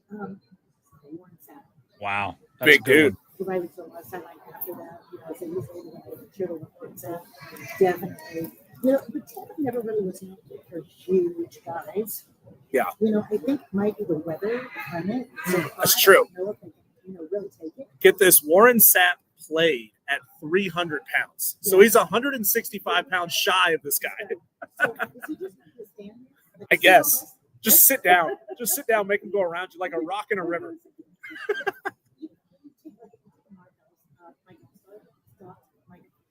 Yeah. Yeah. They're going to put him on roller skates. I don't know how they're going to do it. Put him in a wheelbarrow. Sure. But they did release him. They did. They I guess they needed somebody. How could it not be to stop the tush push? Yeah, that could be. Melissa. Well, we had some injuries in the game. You know, they're playing pretty kids, by the way. We're like last field goal kick every single week. I mean, I know we're 3-0, but we don't play like win's a win, though. Yeah, but win's a win. But I do think that, with some of the women in the division, I think that's good. But I was glad to see us beat Atlanta, which is always one of our big rivals. Well, beating Atlanta's not that hard. Look what the Panthers just did to them. Yeah, I know. That's a big game. Yeah. It's going to be a much better matchup. Melissa, I've got to know, when you're not feeling good, most of our Tolos, like if they have kids or a significant other, their wife, their husband, not feeling good, they run to Ingles Markets, they go to the pharmacy, and they get something to knock that cold or fever or whatever it is out, right? And I don't know what it was. You guys partnered with Clemson. You put your beautiful logo on the field. I don't know if the melatonin of the pharmacy section rubbed off on Clemson, but they seem to be asleep a little bit. 1-3 start. What medicine are you prescribing Clemson, Melissa? Well, I'll tell you what. I told this to my friends at Clemson. Now, no, I did. This is what I told him. I said, first of all, I've been there, okay, as a fan. I said, but there's nobody in college football with a fan base that will stick with it like Coach. Ooh. Long, cold, hot, cold, dry, whatever it is. But, I mean, we sponsored them when Tommy Bell was good. Yeah. I mean, and it was still. And they paid y'all to sponsor then. Back then it was so bad, right? No, the fans were still running. There's something about the Clemson fan that's entitled. Now, they also feel entitled Wow. to the win, okay? But I do think Yeesh. that whatever happens with Dan, doesn't kind of privately, he's going to change. Okay? Yeah. His way, okay? I swear to him, he wants it. He doesn't change because I think, and coaches like him, no. Because you want Florida State to beat them. That's Yeah. why. That's why. No, I think it's, unless he gets some expert coaches that shoot this stuff, college football. Well, this year we said that this year would be a referendum on Dabo's style. If his style of keeping guys in the program as long as possible, rewarding the loyalty, playing seniors works, then you might see more programs lean back in that direction instead of going all portal. But, you know, we talked about this on the show yesterday. Very few coaches get to choose how they exit their institution, whether it's Well, that's what I'm saying. Yeah. I don't handle that part. like Solich, Miles, Fulmer, Tressel, Leach. They all got fired from their jobs. And these are legendary coaches. I mean, And save them that. how do you – But Dabo is, I think, they'll handle it privately, and I think that he will have to make one way or another. And see. Yeah, but that's not the song you were singing right before we came on the air. We were talking about who should Graham Neff call first, You know, and you're already thinking about it too. Well, I have my names up here because if they do it, if he says, I'm not going to do it, he has the right to do Okay. it. I don't think that's More likely he quits than is fired. Yeah. That's fair. No, I think I'm with you there, Melissa. I think that's a long shot for that happening. Let me ask you this question. Ingles right now hot and heavy in college football as well as high school football. It's all rocking and rolling. They are doing good. 3-1, right? A big one on Friday against That's Dorman. right. Tell me about what's happening right now in football season and what Ingles is doing in the community. So we have so many things going on with football. We have, of course, our televised games, our high school games that we can both the upstate and on I-40 and fighting our rivals. Yeah. On WWS.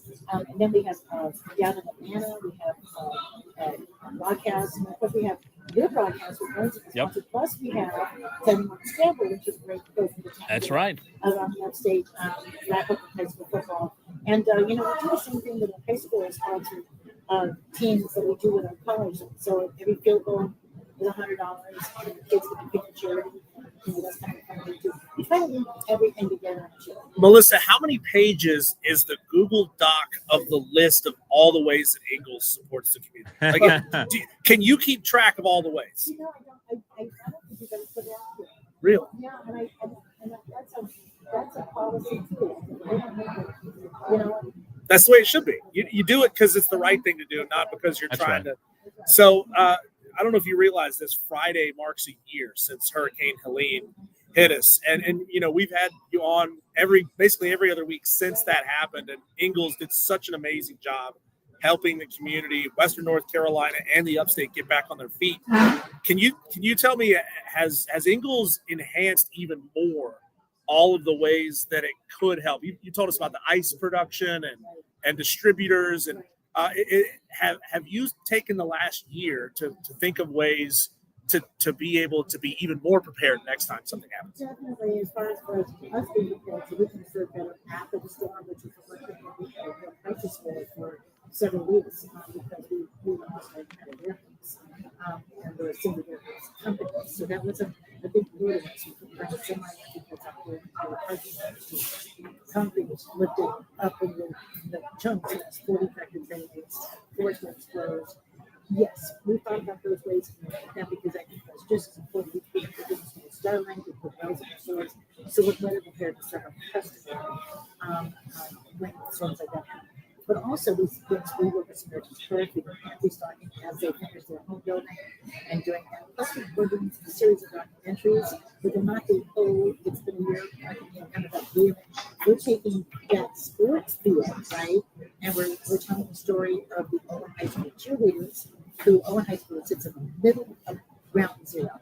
4 of them lost their homes, everything, their family members, and how they all banded together, lived at each other's house. One became a valedictorian, they won state championship. Then we have another situation where ETSU was on a bus on the way to see the Citadel. Okay, this is one time. They were on the way to see the Citadel, and they got stranded on 26. Okay. Wow. We took them into the Ingles right off the interstate, kept them there for about 8 hours, fed them, maybe I guess, okay, right before they left. They went on the Citadel, next day, one game. And How about that? And then finally, our colleges, UNCA, which is the University of Nashville, was completely shut down and damaged. All of those athletes were housed at USC Upstate, Wofford, Gardner Webb. But it wasn't just the athletes, you have the coaches, the families, all that.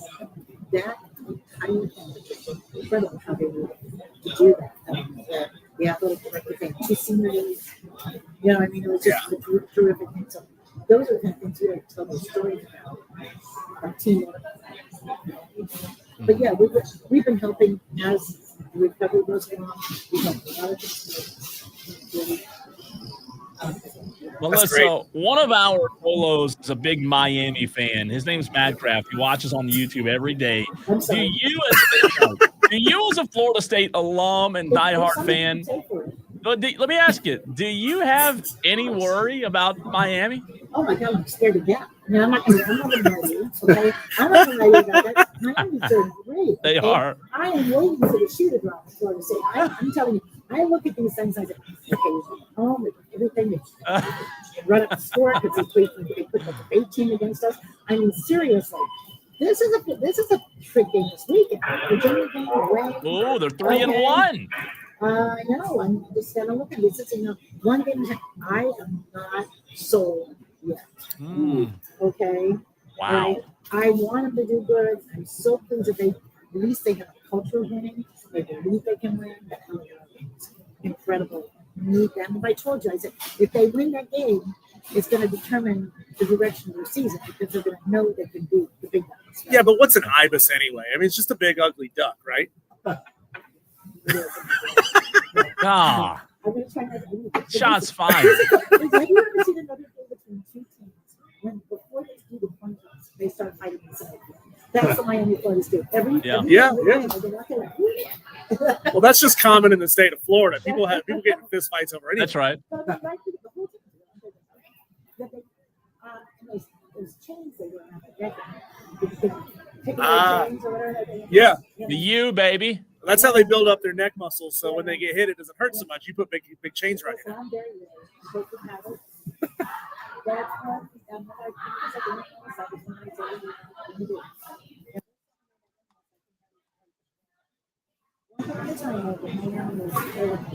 Melissa, it is time for you to give us your upset pick. I'm trying to find you on the leaderboard right now. She's on the left side. Yeah. I know she's on the left side. How about that, Melissa? Diesel, I think so. I think she's on the left side. I'm trying to find your name. You are on the left-hand side, Melissa.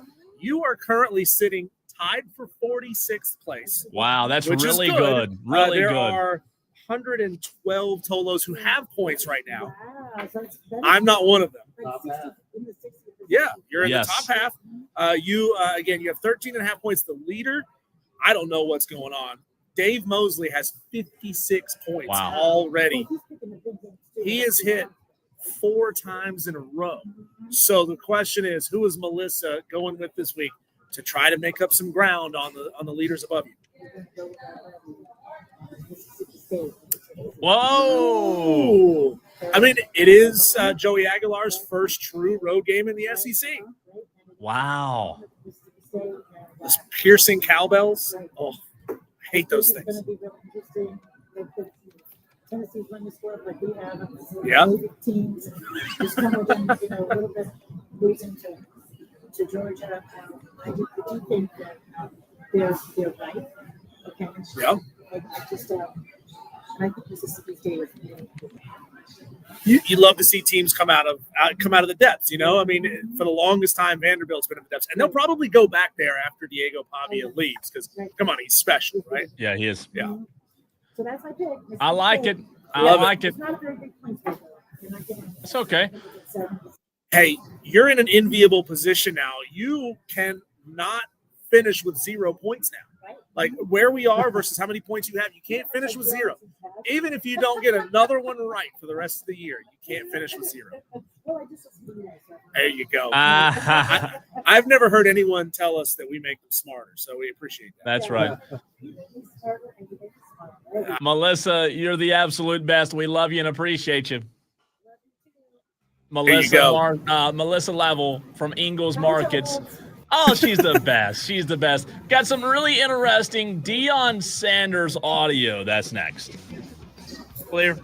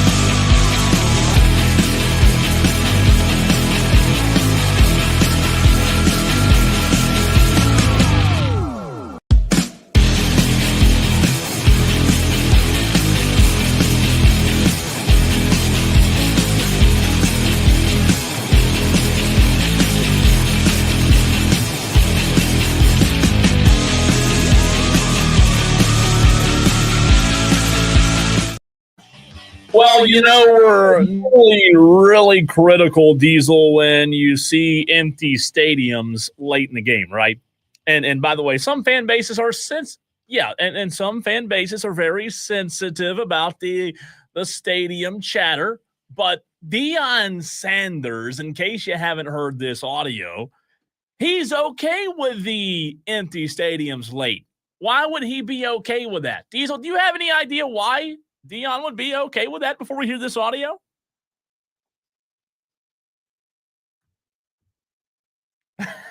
It's a good suggestion. No, here's what Deion had to say when he was asked about the stadium being kind of empty late in the game on Saturday. You would love that to happen. Because when they're leaving, what does that mean? Game's out of hand. That means the game is over. They're going to party. I'm cool with that. They're right down the corner. On what street is that down there? No, not Pearl Street. On the hill. That's where they're at. Yeah. That's cool. I know where they're at. So I don't mind them emptying. You got to understand it was family weekend as well. Sure. So a lot of the older family members probably said, okay, let's go home, honey. And they wanted to get out of there. But we're winning. That means we're winning. I don't mind that. So Deion Sanders, Diesel, does not mind the empty stadiums. Look, it doesn't matter. The tickets are already sold. It's like not finishing the food at the restaurant that you've already paid for. The restaurant doesn't care that you've got a trash can full of food at the end of the night. It's already been paid for. It doesn't matter. Deion said, look, those tickets have already been paid for. We know. What street is that they're partying on up on the hill in the freezing cold Colorado hills? He's good with it.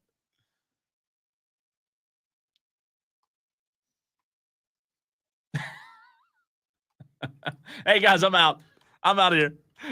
Just up and leave.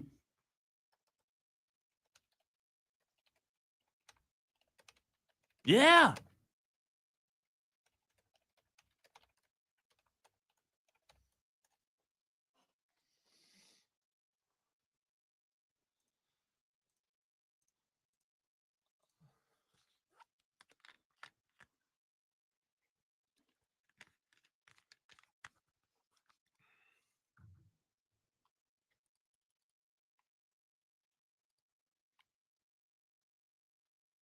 Oh man.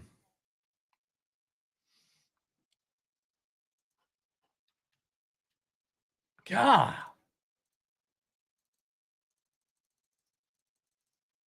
Wow, that's much, right?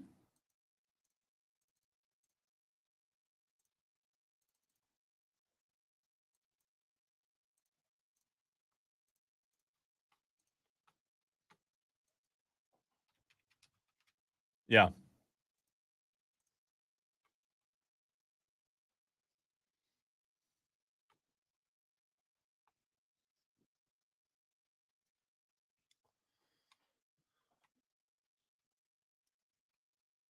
It's weird. Yeah, it's a weird world we live in. And unfortunately for Deion talking about, hey, look, if the fans are empty, that means we're winning.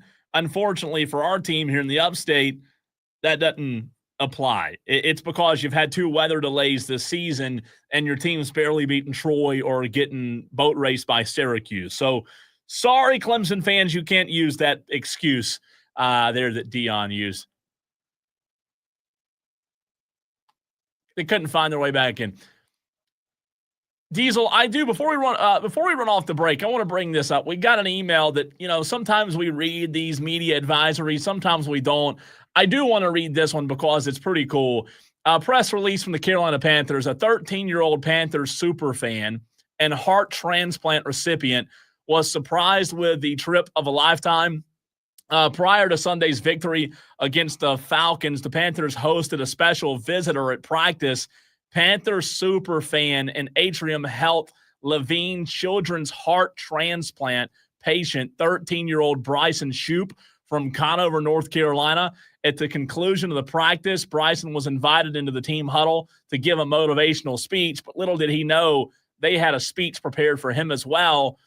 Diesel, he got news that the Panthers were sending him and his family on an all-inclusive trip to Green Bay to watch the Panthers and the Packers November 2nd. The Panthers sent out this press release with a video, And man, things like that don't get talked about enough. Just well done, job well done by the Carolina Panthers there. I know. That's awesome. That's awesome. Congratulations to him. And again, hats off to the Panthers. That's really cool to see.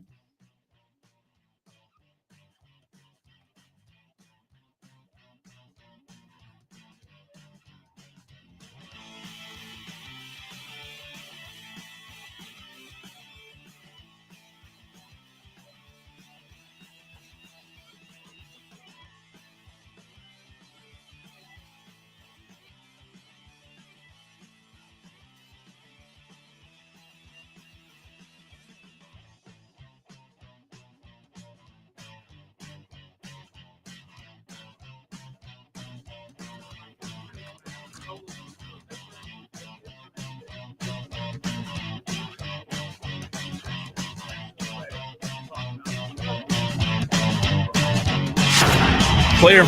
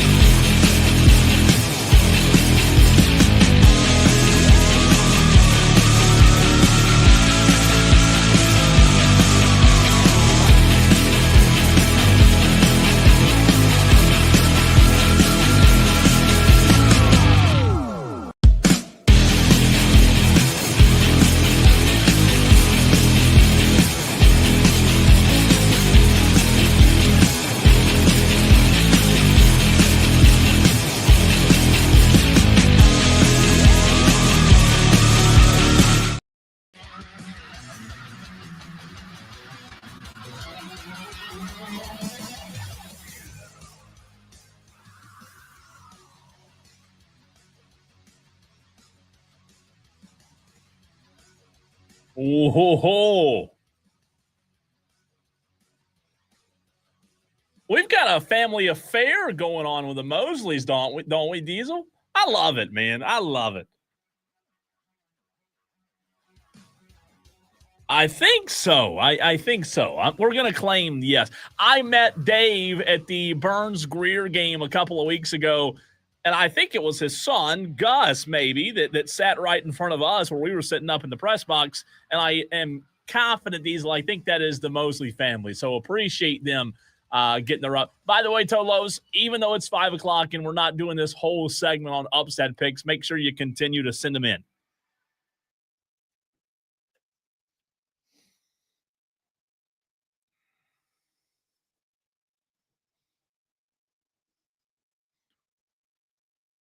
Wow. Does it motivate them, though, that they have had a coaching change?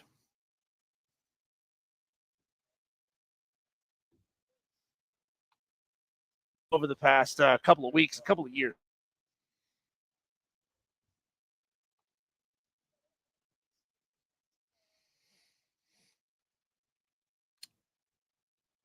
Yeah.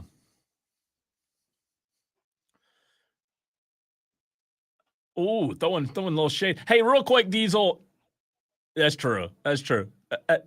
Hey, real quick, where you had Melissa plugged in, make sure you have those little knobs back. They say they can't hear you on the stream. They say it came in and went back out. So when Melissa left, Olos, just so you know, we had to unplug something and plug it back in. What about now, Diesel? And you've got your USB. Oh, I'm sorry. Go ahead.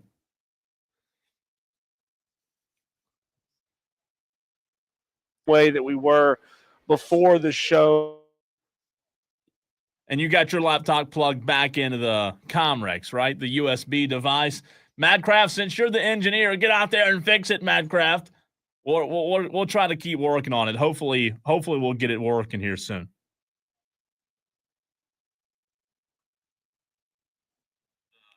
That's right. The Odyssey app. You can stream it that way. Watch us on the stream. There might be a smidge of a delay, but we'll get it fixed before the next segment. It's just a little difficult to do mid segment while you're in the middle of doing this, Cole. But yeah, Tolos, keep those picks coming. Brian Sheely, we got you. Tolos, keep it coming at 844-326-3663. I want Tolos to look back, Cole, and think about on.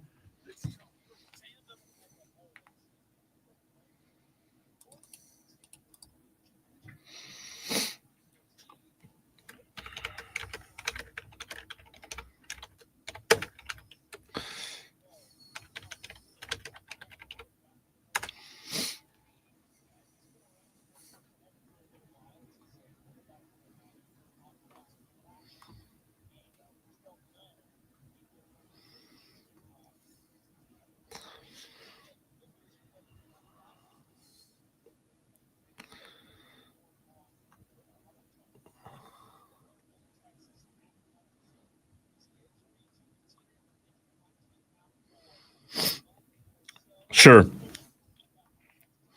And I do have a couple of athletes that injury-wise, Diesel, have kind of like derailed my teams. But I also, on this John Mateer front, like if you told me this was Arkansas and Adrian Peterson, that's where Adrian Peterson went, right? Or who was McFadden? If you told me that this was Arkansas and Darren McFadden, or a team that was just a ground and pound type of Derrick Henry, I would feel different, because in the SEC, I'd feel like maybe that Oklahoma could last this month, whatever they're going to be without John Mateer. However, man, I don't know. I don't know. I don't feel so great about it. I just think ultimately, if they were in the ACC, Diesel would be one thing, but Oklahoma in the SEC, if John Mateer's out for a month, that's their guy. Like, this team goes as he goes. That's what worries me. Yeah, they're going back to Wire to wire. What's your name? Who remember he was the quarterback of the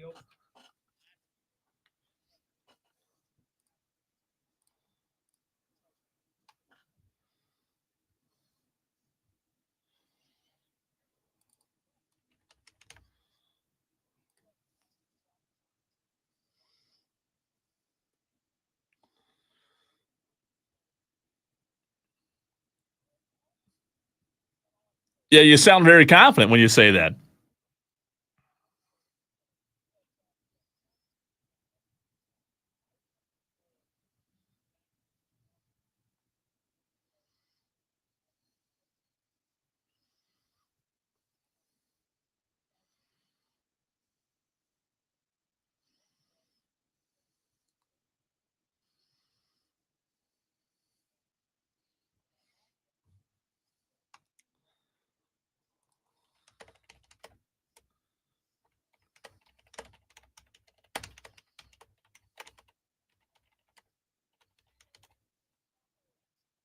Mm.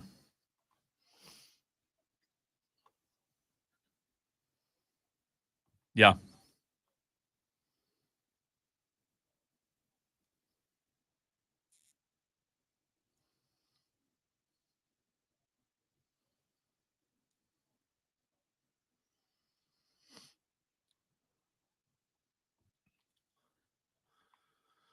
Texter says when Mike Hart got hurt and Michigan lost to App State, also App State related, Diesel.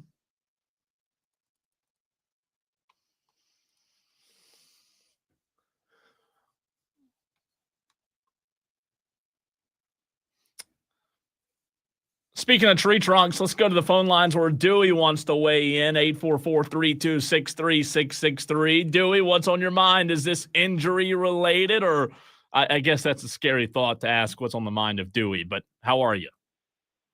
Yes, I hurt my arm chopping down a tree trunk one time. It hurt bad. I used my hand to do it. Thanks, Dewey. Thanks. But anyways, I can get my upset picks in. Picks. Wait. This is not plural. This is singular, Dewey. I don't know what that means. I failed English.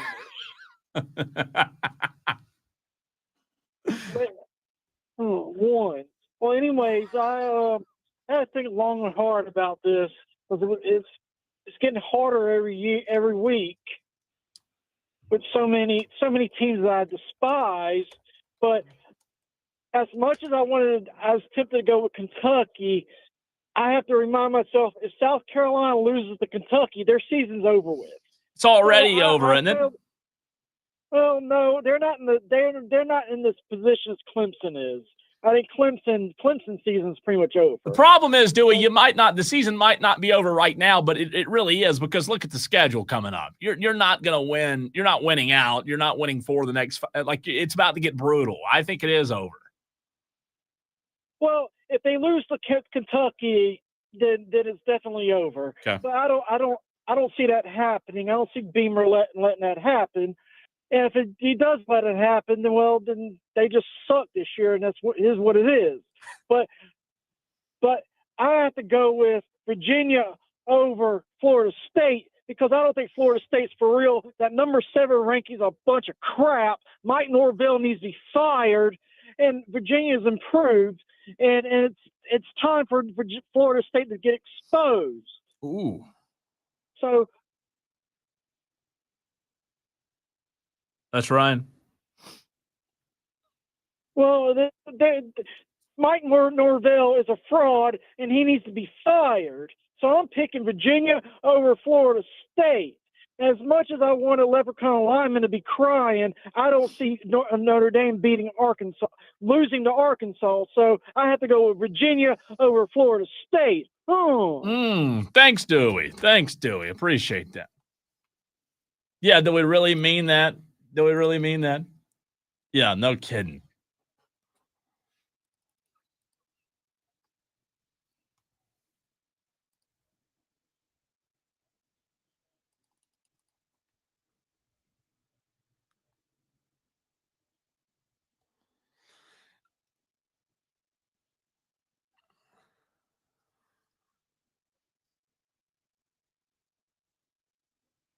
Yeah.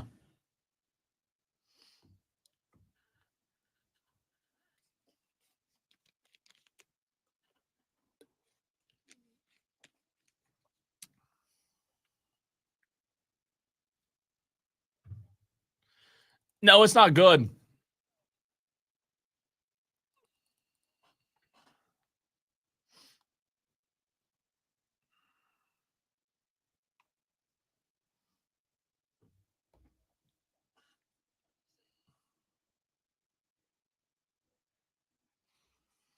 You know, I think of several that don't relate to my team. I do have one in particular that relates to my Cowboys when you're talking about these injuries. Diesel, I put down Kurt Warner in the 2002 Rams. He broke his hand that year in 2002. St. Louis went from being Super Bowl contenders and favorites to 7-9, all because Kurt Warner hurt his hand in 2002. In 2020, Drew Brees with the Saints, fractured rib and collapsed lung. He missed 4 games. New Orleans stayed afloat with backups, but they weren't the same team. Colts in 2011 with Peyton Manning. He had that neck surgery that sidelined him all year. They were a perennial contender, Diesel, during that stretch, and that year they were 2-14, earning the number 1 pick, where they eventually took Andrew Luck. I also look at Aaron Rodgers breaking his collarbone in 17 midseason. Green Bay fell apart. They finished 7-9 without him, missed the playoffs. And then 2008, Tom Brady tore his ACL in week 1 after a record-setting 2007 season. New England still went 11-5 with Matt Castle, but missed the playoffs. Rare for a 11-win team. And then speaking of Matt Castle, Diesel, the one that I think always hurt me the most, 2015, the Dallas Cowboys were really, really good. They were right there in that Tony Romo, Dez Bryant, DeMarco Murray conversation, right? The last few years of DeMarco and Dez and Tony Romo and Jason Witten. Tony Romo broke his clavicle, re-injured his clavicle later that season, and Dez Bryant went out with a foot injury. And I think they won 4 games that year. So they never recovered, and that was pretty much the end of the run with Romo and those guys. Unfortunately, they never were the same after that. And then you saw Dak Prescott 2016, right, get drafted and go on to be named the starter. But that one, I think, for me, is the one that kind of stands out the most.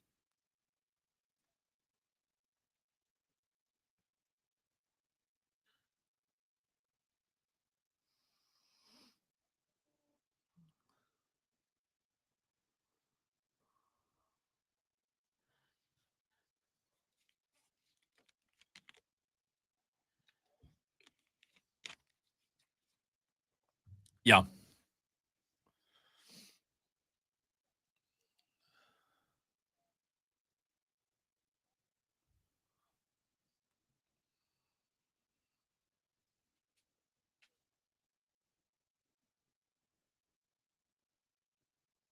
Who? Tom who? Tom who? No, it's a good one. It's a really good one. And in fact, you go, you look at those type of injuries, that's like, Diesel, we don't realize it, but that Bledsoe Brady one you're talking about, that impacted the entire trajectory of the NFL. Yeah.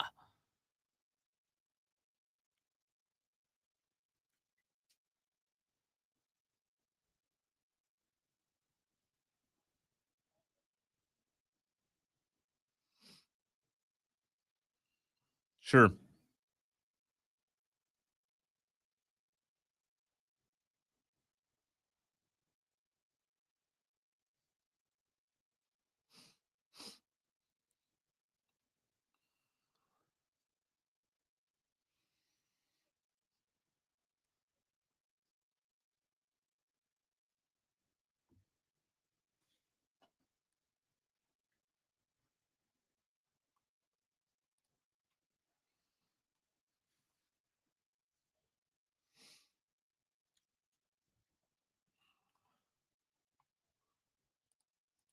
Ooh. I don't know if that's true. But it may be. It may be.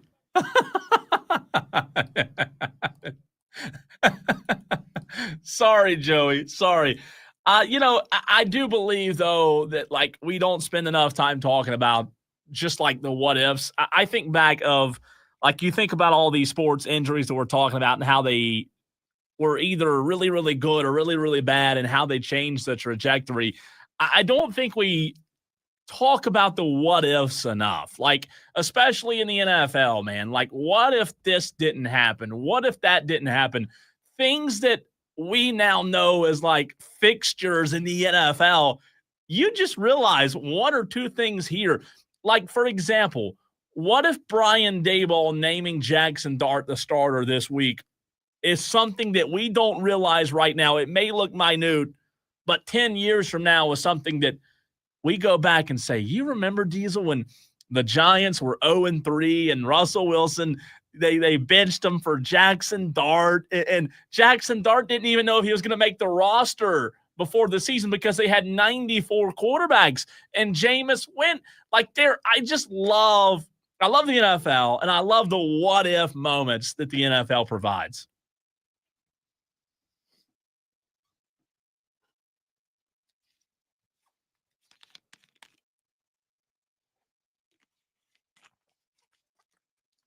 No doubt.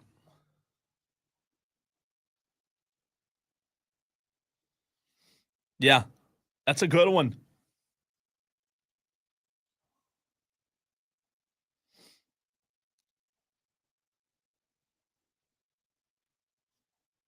Yeah. Yeah.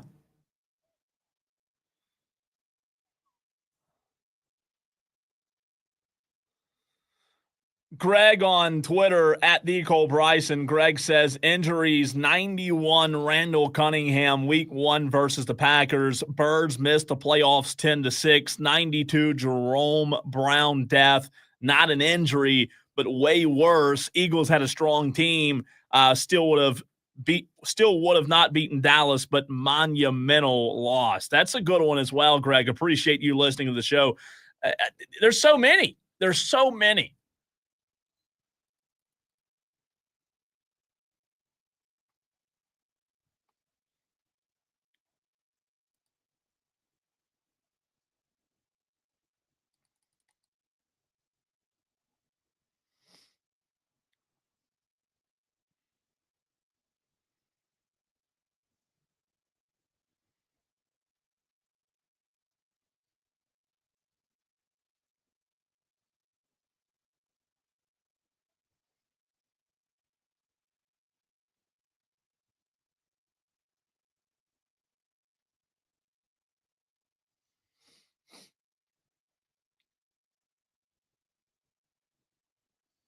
No doubt. It really is. Diesel, we have the one, the only, every Wednesday at this time, Bill Bender, one of the biggest nationwide national guests you can find of the sporting news, joining us every Wednesday, 5:22. Look at your watch. Turns out it's 5:22. It's time to talk a little college football with Bill Bender next.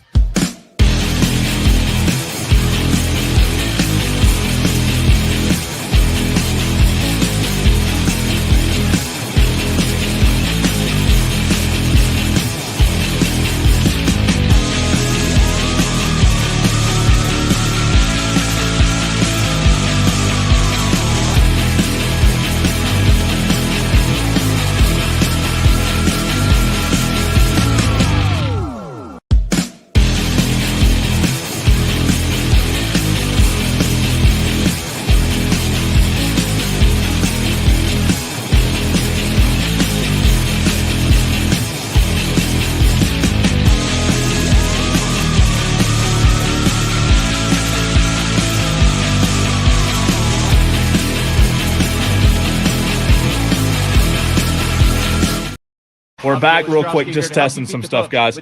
So, Talk Diesel was the betting favorite to win the Heisman, but a hand injury has changed things. USC's Jaden Mayava. I'm seeing levels now, Diesel. And QBR while sitting second in EPA. 4 secondaries of Illinois and Notre Dame coming up. Mayava 16. Hold on, let me check on my phone. I'm Joe Ostrowski. Don't take your shirt off. We're live. Beat the book. Download the BetMGM app today. Please gamble responsibly. Now that Maybe that's what I'm trying to think of. That might be the problem. Doing a little audio check here for you guys. We have Bill Bender coming up in the very next segment of the show. Still trying to check this audio to see if it's working. You have when you go to StreamYard settings, audio, what's it say? Audio settings. Mic is set to communications, microphone, USB audio device. What other options are there? Default, which is also the USB audio device, and I've got microphone, which is also the USB audio device. Try changing one of those. I don't know what. Microphone setting. Okay. Check. I'm not seeing a level in my little settings bar here where it shows me a microphone. Hold on. Keep talking. Check. Try changing the test here. Testing to see if we can get this audio squared away from Tolo's watching on the screen. Check. Test setting. Test. Hold on. Keep talking. All right. Change it to one other one. Okay, let's try one more here. Let's change it back to the default microphone USB audio device. Check it out to see if we've got any audio. And Bill Bender coming on the next segment of the show. Solos, we got Franco Harris and Rocky Blyer versus playoffs. We have people texting in about Joe Montana. So I can hear you, but it sounds faint. So we'll keep trying. Yeah, I mean, I've got my local and my return cranked up. Yeah. Okay, we'll keep trying. Be back, Tolos.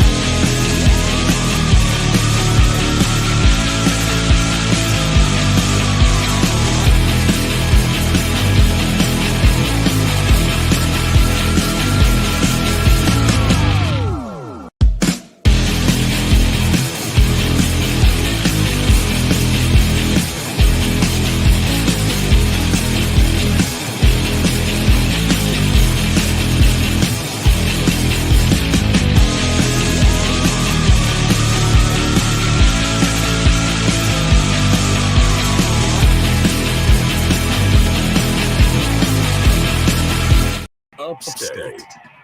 Every single Wednesday at this very time, we're joined by our good friend Bill Bender of the Sporting News, when we so much appreciate his time each and every Wednesday hopping on to talk to all of you in the upstate of South Carolina. Bill, we started the show today with a down bad list, and this means your program, the state of your college football program, is down bad. We threw out the UCLAs of the world, the Oregon States of the world, but I want to know from you, Bill Bender, if you had to answer the question about Clemson being on the down bad list? Will the Tigers be there, or is it too early? I mean, they're down, but they're not out. I mean, they've lost. It's been a rough first month of the season. We talked about that last week. It got worse last week, obviously, with Syracuse. But if bye week comes at the right time, you recalibrate, you try to stack up the wins in the ACC, starting, I believe, with North Carolina. That game's going to get a lot of attention for a multitude of reasons, obviously. But including the cover, what was that magazine today he was on the cover of with Jordan Hudson? It's bizarre world we live in college football where I have to know these magazine names.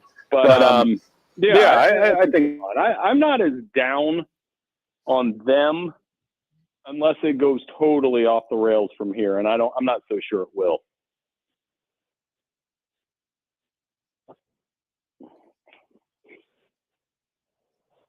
There shouldn't be anything wrong with this team.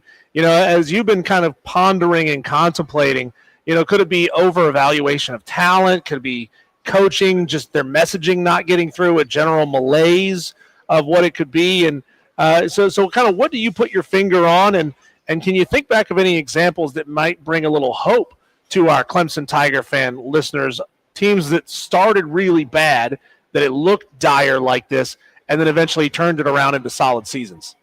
Did I bring up Michigan on here with Lloyd Carr? I don't think so. I think you have.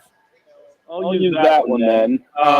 Just to be sure, I didn't want to repeat something. But so 2007 with Michigan, they were coming off 2006. They played in a 1-2 game against Ohio State, and then they lose to App State in the opener, which was the mother of all upsets, as you guys know. It still gets replayed every single day. And then they get destroyed by Oregon the following week. I don't know if you remember that. It was 38-0. Dennis Dixon runs all over the place. And then it was Lloyd Carr's final season there.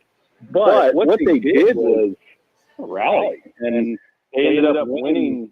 You know, I think they got to the Ohio State game, and they may have lost one other game along the way. But they had a nice season in Big Ten play.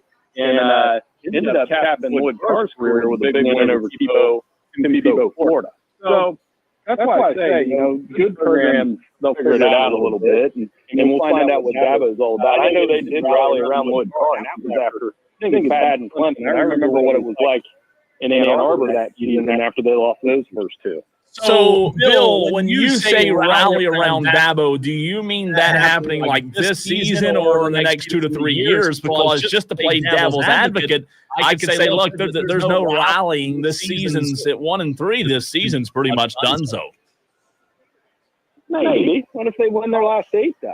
Yeah, just compared to Clemson's normal standard is what I mean. You know what I mean? Well, that's, again, they're going through that at Alabama, though. You know, I got a big story about Kalen coming out tomorrow about how they're dealing with those swings. And everybody will tell you Kalen DeBoer's road record will tell you 13-2 against, but he's 13-2 against ranked teams since being at Washington. So it's like we can focus on the negative, or you can look at Kalen DeBoer. I think he's fine, unless they get like 45-0 at Georgia, which I don't see that happening. Then we're not going to have that conversation. But I think with Dabo, I understand the frustration. I can feel it from you guys. And I understand because of what the program was not that long ago, and where they've had some cracks. So, you know, I think with Dabo and each press conference, I thought his press conference was pretty good this week. You know, and he's going to do it his way. And if certain players don't take that message, I mean, that's the hard part, is they can just get in the transfer portal from here on out. At Bill Bender 92 is where you can find him and give him a follow. Bill, can you rank the attractiveness of the 3 open jobs, the 3 big-time open jobs, Oklahoma State, Virginia Tech, and UCLA, understanding that, man, things down in Gainesville do look pretty bleak, and they might get added to this list fairly soon?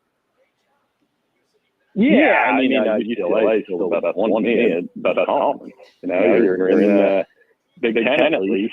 They do have some NIL issues and money issues and attendance issues and everything else. But I mean, UCLA is a brand that you can build something there. I mean, Deshaun was 5-7 last year with that team, with that roster. So you can recruit in California to be all right. I mean, Oklahoma State's a tough job. Stuart Mandel had a tweet today that showed the difference between what their program winning percentage was before and after Gundy, and it's pretty significant. So, I mean, I think that's one to keep in mind. And then Virginia Tech, I mean, with the right coach, that's probably the best job. But they've had a hard time finding that right coach because they're still, think about that, if that were to go. You know what Virginia Tech's doing. They're comparing everybody to Frank Beamer, and he hasn't been there for a while. We're joined by Bill Bender of These Sporting News right here on the Fan Upstate every Wednesday at this time. Also, make sure you're already following him on Twitter, on X, at BillBender92 of These Sporting News. You just mentioned the word Beamer. When the season comes to an end, and we'll get into South Carolina, their struggles in a second, because our local audience does obviously have a vested interest there. But Bill, when the season's over and we're looking for content, are we going to be talking about Shane Beamer possibly to Virginia Tech? I'm sure it'll be a conversation. That's going to be a rumor that never stops. I still think in the present tense that South Carolina's a better job. Yeah. Like if I'm a college football coach, I am, and it's not a knock on the ACC, but I think South Carolina is a slightly better job than Virginia Tech. Because like I said, with the right fit, if you're talking about Virginia Tech early 2000s with Michael Vick and the NFL guys they were developing, I mean, it's not just Vick, it was running back. It was, Kevin Jones, Lee Suggs, they had players all over the field on both sides, but they've gotten away from that a little bit. And you can't say it can't happen, though, because Friday, I mean, look at Virginia right now.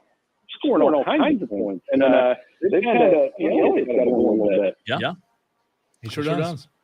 Bill, I want to get your what you've heard the absolute latest on John Mateer and his hand injury. I understand he was scheduled to have his surgery on that today. What are you hearing about the prognosis on his recovery and when he might be back? I know they've got a bye week and then Kent State before they play Texas on October 11th. I'm not a doctor, so I mean, depending on who you ask, it's a 3 to 5 week injury, and with the quarterback, who knows? I mean, they could be able to throw a football, so it's not easy. It's unfortunate because he was the Heisman frontrunner. There's others, Fernando Mendoza and others, so it is really one of those that is unfortunate. But hopefully he gets back, because I do think, with all apologies to Kent State, my wife went there. I don't know if they made their schedule, playing Texas Tech, Florida State, and Oklahoma. But a fundraiser, that's who, Bill. A fundraiser made that schedule. I think so. I mean, they didn't have his players, but I think they'll win there, and it's just going to be that Texas week. There's going to be a lot of speculation about whether or not he can return, and I don't know. It's just so close. It can be tough to do. Bill, keeping it on John Mateer for a second. I talked about this earlier, and I want to hear your thoughts. I hope this doesn't happen. But in the last segment, Diesel and I reminisced, not just in college football, but the NFL as well. When you look at former athletes or even current athletes who had an injury that really either derailed their season or their team's season, or catapulted the next Tom Brady, right? Do you believe that this hand injury, that John Mateer being out potentially a month, could just be devastating, detrimental to Oklahoma if they were to look back when the season's over and you look at this little blip of games on the radar where they didn't have their quarterback and lost a few and just kind of kick themselves and say, man, it was one of those what-if type seasons, only if John Mateer didn't go down. I mean, that's football, though, right? You're going to see that in the NFL. You're going to see that in college. I'm a Green Bay fan. I've had a couple of those what ifs. What if, like, Aaron Rodgers didn't hurt his knee that week before a NFC Championship game against Seattle, those kind of things. So, to answer your question, and then Michael Hawkins comes in. At least he's played some. He played last year, and mobile, and he can run that offense. And like I said, where they could be forgiven, I guess. Let's say they get through South Carolina, Texas. I think their goal should be to get through South Carolina, Texas, Kent State, one loss. And you get to the back half of the schedule, and you're looking at 6-1. You got that Michigan win in your back pocket. That looks better now, and that's going to continue to look better because I think Michigan's pretty good. And Bill, one piggyback off of that. Does the committee, College Football Playoff Committee, look back at this and really use this month of the season or whatever it ends up being that materials out? Do they really take this into consideration like they did a couple of years ago when the Florida State quarterback was out? Well, that's what I was going to say. I mean, they've done it. And don't talk to Florida State fans about it. They've certainly done it. Right there. And then, when Bill Hancock was the executive director and Rich Clark was the same thing, they do factor those things in. And there's some things with, we had all this talk about strength of schedule metrics and all those things. And like I said, I had this conversation with Rich Clark when I was down in Charlotte. You needed that. I brought it up. I was like, you can't quantify. Well, I mean, we can talk about the Big Ten a little bit, but you can't quantify the rain delays. I would say that. Like, I don't, you can't quantify weather. You can't quantify going to the swamp. You can't quantify the mood of the Red River rivalry, and the fans and those kind of things. So those are the hard things that you can't really do. I mean, in the Big Ten, we can a little bit, because for the second straight season, you're seeing teams have trouble with the two time zone thing. You got Ohio State. Why do you think that line for Ohio State Washington dropped from 14 to 8? Because that two time zone stuff's the thing. Yeah.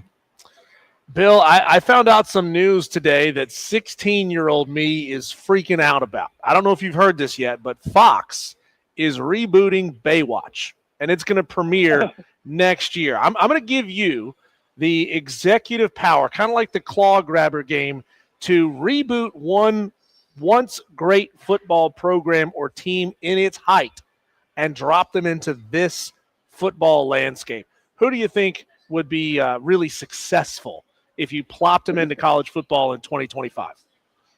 I was going to say Army in the 1940s with those helmets and like the red blade option with Mr. Inside and Mr. Outside. I don't want to see them run that. If you gave them the advantages that modern day athletes have, right? They weren't drinking Gatorade in 1941 or whatever, but that was the first thing that came to mind. And then the other would be, I mean, similar answer though, like, those dominant Oklahoma teams in the 70s, running the triple option against today's defense, and how tough are you against Billy Sims, Texas and Earl Campbell, those guys.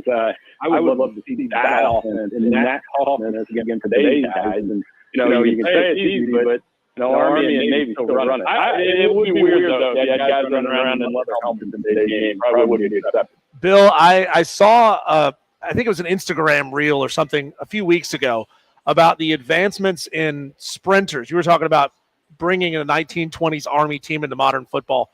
With all the advances in sprinting and track conditions and shoes and training and everything and specialization, the 100-meter dash time has improved about 0.65 seconds in 100 years. So you're talking about these modern guys have Gatorade. I don't know that it would be that big of a difference, Bill. Well, and then the other thing, I did a story on Jesse Owens last year. He's a loved guy here in Ohio, obviously, went to Ohio State, broke all those world records. And I always, I was talking to their track coach, and they did at one point have their sprinters running Jesse Owens' shoes, quite literally. And it's different. Think about what those traps were. I don't not maybe about me at all, but when I ran in track in high school, we ran on a couple, like gravel tracks. I'm not lying. There was one we really did not like running on. It hurt the feet, but it's a different game. Bill, I am next Saturday. I hadn't even told Diesel this yet. I just confirmed this like 2 nights ago, but next Saturday I am going from little old South Carolina up north to your neck of the woods to my very first Ohio State home game. What is one thing that I have to do while I'm there on Saturday? Well, you give me a shout when you get up here. If you're driving through Pickering, then maybe we can grab a lunch. Yes. But That would be great. I mean, they have so many cool spots on High Street. Just experience that. There's so many good bars, places to eat, and I'll send you a few on the side here. But I just think you got to get there to watch Script, Ohio before the game. Oh, okay. I still that tradition you always see on the montage with their band, but I still, if I'm typing before the game, I stop and just kind of look up because they're really good at it. Cool place, cool tradition. Who they got next week? It is Minnesota. Minnesota night game too. That's right. Yeah, get there early. It's one of those. It's a lot of fun. Cool place. And like I said, if you're in town Friday, let me know, and I'll try to look you up. Thanks, Bill, Bill. I have the dubious task of letting you know that you are now currently tied for 109th place in our Upset Picks Challenge with 1.5 points. Good news is, even if you get this pick wrong this week, you're still going to be on the board with 0.5 point. Yet our leader in the clubhouse hit again, and he now has 56 total points. Can we? I can't compete. I'm taking a big swing at it this week, and not that it's 1 and 2 and 3 point stuff. I got a big one for you. 20.5. Whoa. Winning one for Dundee against Baylor at home. Well, Bill, my wife doesn't even watch football, and she's hit 3 in a row and now has like 24 points. So, picking upsets is a difficult game, and it's a lot of luck too. I should be penalized 5 points against Indiana last week. Bill, you're the best man. Real quick, Steve Angeli. I mean, are you kidding me? We talked about Mateer. I mean, how do we forget about that? How big of a blow that is? Yeah, that's another one, obviously. But that's part of this. You're going to have more quarterbacks get hurt in the season of attrition and all that. But he was having a good run too. He really was. Thanks, Bill. Hey, no problem. See you next week. Absolutely. Thanks, Bill Bender, The Sporting News. I've got some good juju coming your way. I think you're going to hit this week. I think you're going to hit. Oh, I need it. I need it bad, man, because I'm at this point where I just write them all down on a piece of paper, throw them in a fishbowl, and pluck one out and see what happens. I love it. When we come back, we are gonna go through some of our most recent upset picks that have come in, see if we can get some more from you as well, and some of the trends. Who is the leader in the clubhouse for the most number of picks thus far? We'll touch on it next on the Fan Upstate. Clear.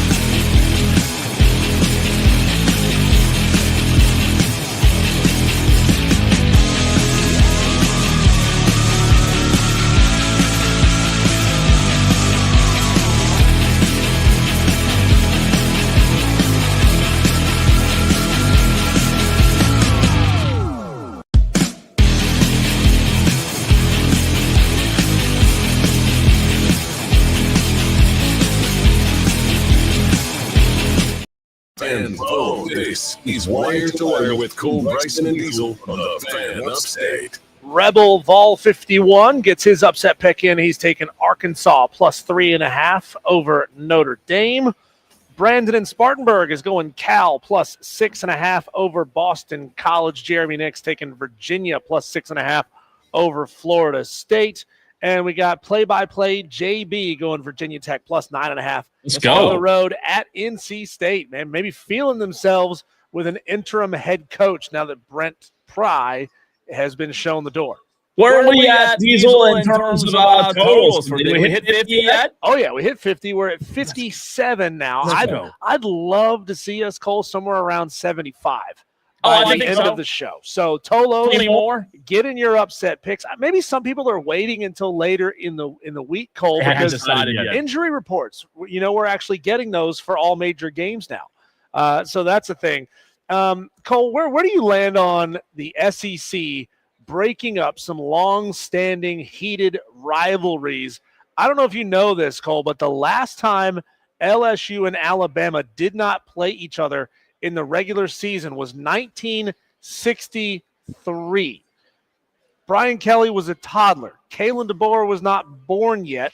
Yeah. However, the SEC and their infinite knowledge have changed the regular season scheduling format, and they won't play each other. Say that. Who's not playing each other? Alabama and LSU. That sounds just wrong. Sacrilegious. I mean, repeat it. What? Alabama. Yeah. And how long has it been? 1963. 14 BC? Is that what you said? Wow, that's a long time. And the thing is, Brian Kelly, who obviously just got here, and SEC football is not as deeply ingrained in him. I know he's about family, but he's not really about history because he says, I get it. It's okay. And see, that makes me so mad. That makes me so mad. Here's my thing. I already hate the SEC because of what they've done with the divisions. I hate, and I mean capital HATE, not seeing South Carolina play Georgia every year, Florida every year, Mississippi. I hate it. I cannot stand the divisionless SEC. I think it was the dumbest thing they ever did. I don't care. Oh, we get to play, Oklahoma now. Who cares? Right. Diesel, I hate this too. And Brian Kelly, I hate you too. Not really, but I don't like you. Look, that's not Alabama Auburn, but it's certainly close to it. Right. I mean, you're talking about decades and decades and decades of this. I know that college football is changing and we've got to adapt, but Diesel, I don't want to adapt. I don't want to. Cole, can you guess? And I don't know the answer to this question either. Let's see if either one of us can figure it out. Who was president in 63? The last time LSU and Alabama didn't play each other. I'm terrible with guessing presidents. I'm gonna guess it was Kennedy. That's who you think it was? Yeah. You were right. Hey. You were right. All right. Yeah, until his assassination. Yeah. I mean, I was thinking I was like, well, Ford was later. Eisenhower was just a little bit before. So I was like, yeah, it had to be Kennedy. Isn't that crazy? Isn't that wild? I don't like this new SEC stuff. I just here's where I am. Diesel, I'll always be a fan of college football, I promise. But I just don't like the new. I don't mind change, but man, the SEC's made some dumb decisions. Well, Lane Kiffin has come out very vehemently against it, talking about playing Vanderbilt. He's like, we don't have anything in common with them. Our fans don't have anything in common with their fans. I know. We don't want to see them on our schedule every year. I don't get it. I don't get why you would want to play Mississippi State more often and play Florida less if you're South Carolina. I'm with you. Let's not do it. Let's get rid of Greg Sankey. Can we? Please, somehow, some way. Diesel, every Wednesday at 6 o'clock, we do our segment of What Did Shane Beamer Say this week? What did Shane Beamer say? That's next.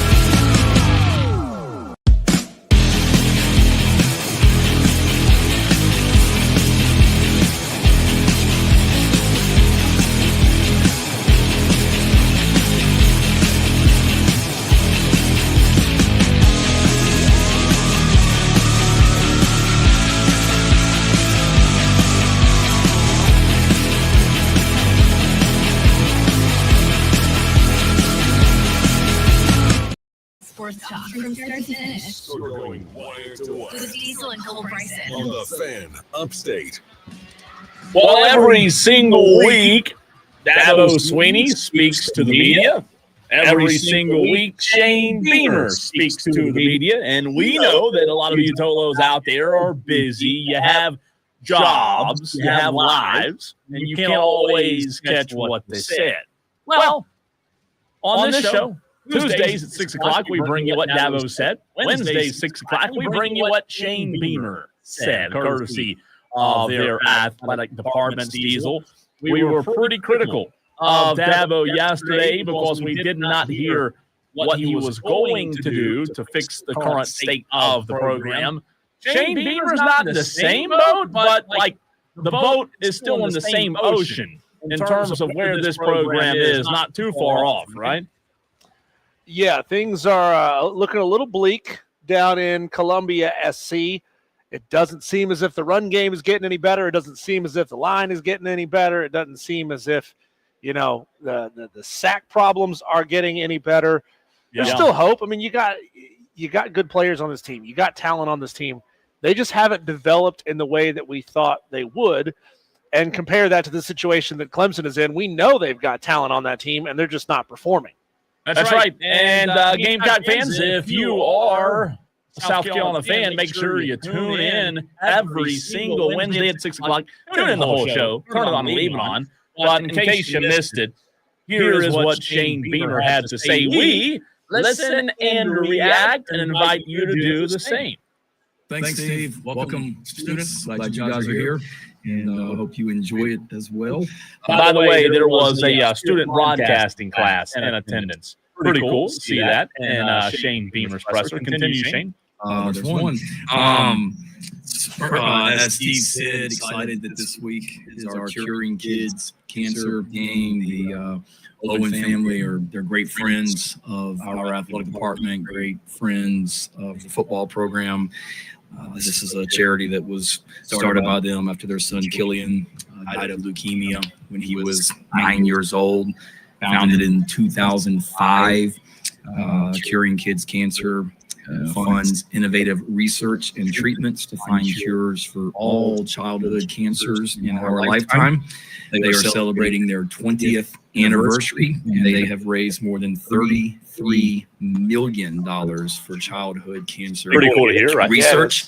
As you may know, cancer is the leading cause of death by disease for children in the U.S. It kills more children each year than asthma, AIDS, cystic fibrosis, diabetes, and muscular dystrophy combined.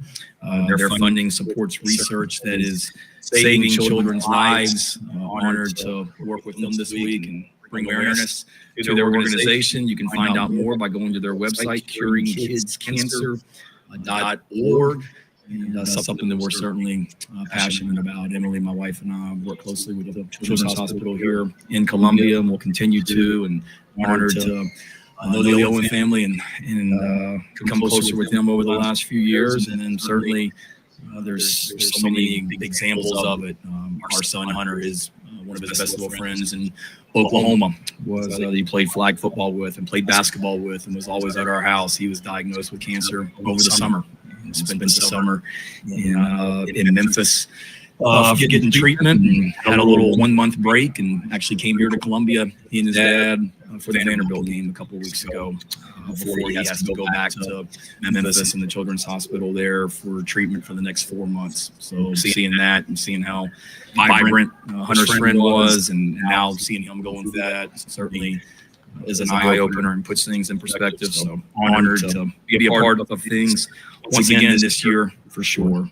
Also want to send our condolences and prayers to the family of Sean Clark, the former App State head coach that was at UCF or is at UCF now and passed away tragically yesterday. Didn't know him well, but knew him. The App State staff always came down and anticipated in our summer camps in the summertime, and can remember many conversations that I had with Coach Clark when he was here in Columbia for camp. And awesome husband, awesome father. Tragic, terrible situation. And Sean Elliott obviously is super close with him going back to their App State ties. So just a really, really tough situation. And I ask that you keep he and his family in your prayers. Going into a new week here for us, another SEC opportunity at home on Saturday night will be a big challenge. Have and always have had a lot of respect for Coach Stoops, what he's done at the University of Kentucky. I thought they got into it about the sunglasses. What do you mean? Did we forget about that, Diesel? Yeah, first I was going to rip on Shane for inviting a cancer kid and then giving him that Vanderbilt performance. But after saying what he had to say, look, that's a joke, okay? But saying what he had to say about Sean Clark, man, that's a class move. It really is. It really is. And I do like the. By the way, I was joking about the. Not really joking, but there's been some back and forth before between Stoops and Beamer. Stoops talking about the guy that wears the sunglasses and does the hype videos. I love it though. I mean, these coaches, I love when they rip on each other. You never know how personal it really is, how much of it is them just good-natured ripping on each other. I mean, come on, they're all competitive dudes. It's a very small fraternity of guys that know what it's like to be a head football coach in the SEC. And if you isolated yourself and said, I can't be friends with those guys because I'm competing against those guys, well, then you wouldn't have any friends. That's right. Continue, Coach Beamer. Winning is hard. No question about it. And the level of success that he's had since he took over in Lexington is just so impressive. Model of consistency year in, year out. They're a team that they have their systems. It doesn't change, and you have to go beat them. They're extremely well coached. They got really good players. I know the last season did not go the way they wanted record-wise, but you can see that they corrected whatever issues they had from last season. They've got a really impressive group right now, offense, defense, and special teams. Some players that are a year older in their program, impact transfers that they've brought in on all three phases. So we've got a big challenge. They had a week off, so they're rested, and they've had 2 weeks to get ready for us. And we've got to get a lot better ourselves, without a doubt. And got off to a great start. Really Sunday when we came back, and love coaching this group. I know we have a lot of work to do. No, it's not good enough. No one's happy about being 2-2.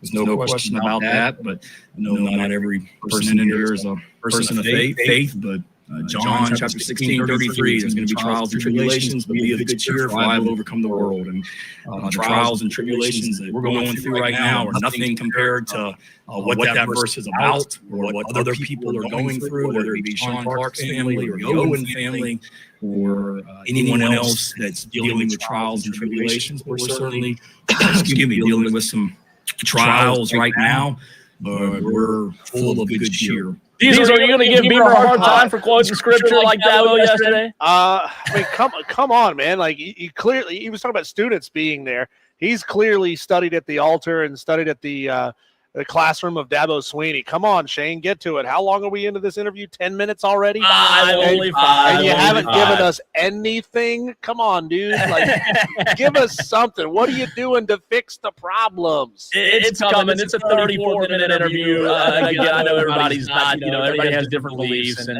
I respect Beamer and Dabo both for getting in there, and we can't air the full 34-minute interview, but I believe he does, Diesel, here shortly. Get to the meat and potatoes. About it. Don't get me wrong. That doesn't mean that we're happy about the way that we've performed the last 2 weeks. That doesn't mean that we're full of good cheer because we got outrushed 295 to minus something the other night at Missouri. 9. Shane, minus 9. I'm extremely blessed and grateful to get to do what I get to do with who I get to do it with, these players and coaches each and every day. Saturday night was a long night, and it was a long return trip back. We sat on the runway in Columbia, Missouri for way too long waiting to take off. And I didn't walk into my house in Columbia until after 5 a.m. on Sunday morning. And slept for a couple hours and woke up and was right back in this building with excitement about getting back to work. And we didn't even have an in-flight movie. No in-flight movie. No, all we got was peanuts. We didn't get a meal. It's unacceptable in the SEC. The way that we threw the ball, we've got to continue to build on that. The fact that we did not turn the ball over offensively, we've got to continue to build on that. The fact that we got stops in the red zone on defense, there's some joy in that, and we're going to continue to build on that. The way that William Joyce came in and kicked pressure field goals, we're going to build on that. The missed opportunities that we had on special teams is disappointing. We're going to build on how close we were. The fact that we played like garbage in so many ways, but we were leading going into the fourth quarter. And just imagine if we can get all this other stuff fixed, which everything is fixable, how good this football team can be. So that's what excites me, that we got to go back to work with a great group of people that worked their rear ends off. And, this week has been no different. Love being around our players, love being around our coaches. Doesn't mean that we don't have hard conversations, because part of being a leader, which I am as the leader of this program, is having really, really, really hard and uncomfortable conversations with players and coaches, whether it be in a team setting or in individual meetings. And that happens all the time. And this week is no different. But we get to do what we love, and that's to go coach football and play football. We get to do it on Saturday night against a really quality opponent in the best environment in all of college football. And I get it. There's a lot of people outside this building that aren't happy with me and aren't happy with our 2-2 record, and I don't blame them. But you get to come back into Williams-Brice Stadium on Saturday night and be a part of the greatest environment in all of college football. So that's what our focus is on, and looking forward to, and hard at work on that. Great start today. Injury-wise, we'll have a report for you tomorrow night. Nobody that we'd say right now is out. It was good to see Judge Collier back at practice today. That injury report, by the way, will be tonight. And see where guys are tomorrow when we release that availability report. Questions? Shane, when it comes to the running game, is it a case of there are tweaks and things that you can make to make it better in a week, or does it require a drastic shake-up? Has that already happened to try to get this fixed? Yeah, I think it's always happening. And clearly, when you perform like we did the other night, David, it's not as simple as this. I just need to do this a little bit better. There's some serious issues when you rush for negative yards and you haven't been able to run the ball consistently enough. So like I told our coaches, there's a 4-game body of work that says it's not good enough. And now we have to fix it.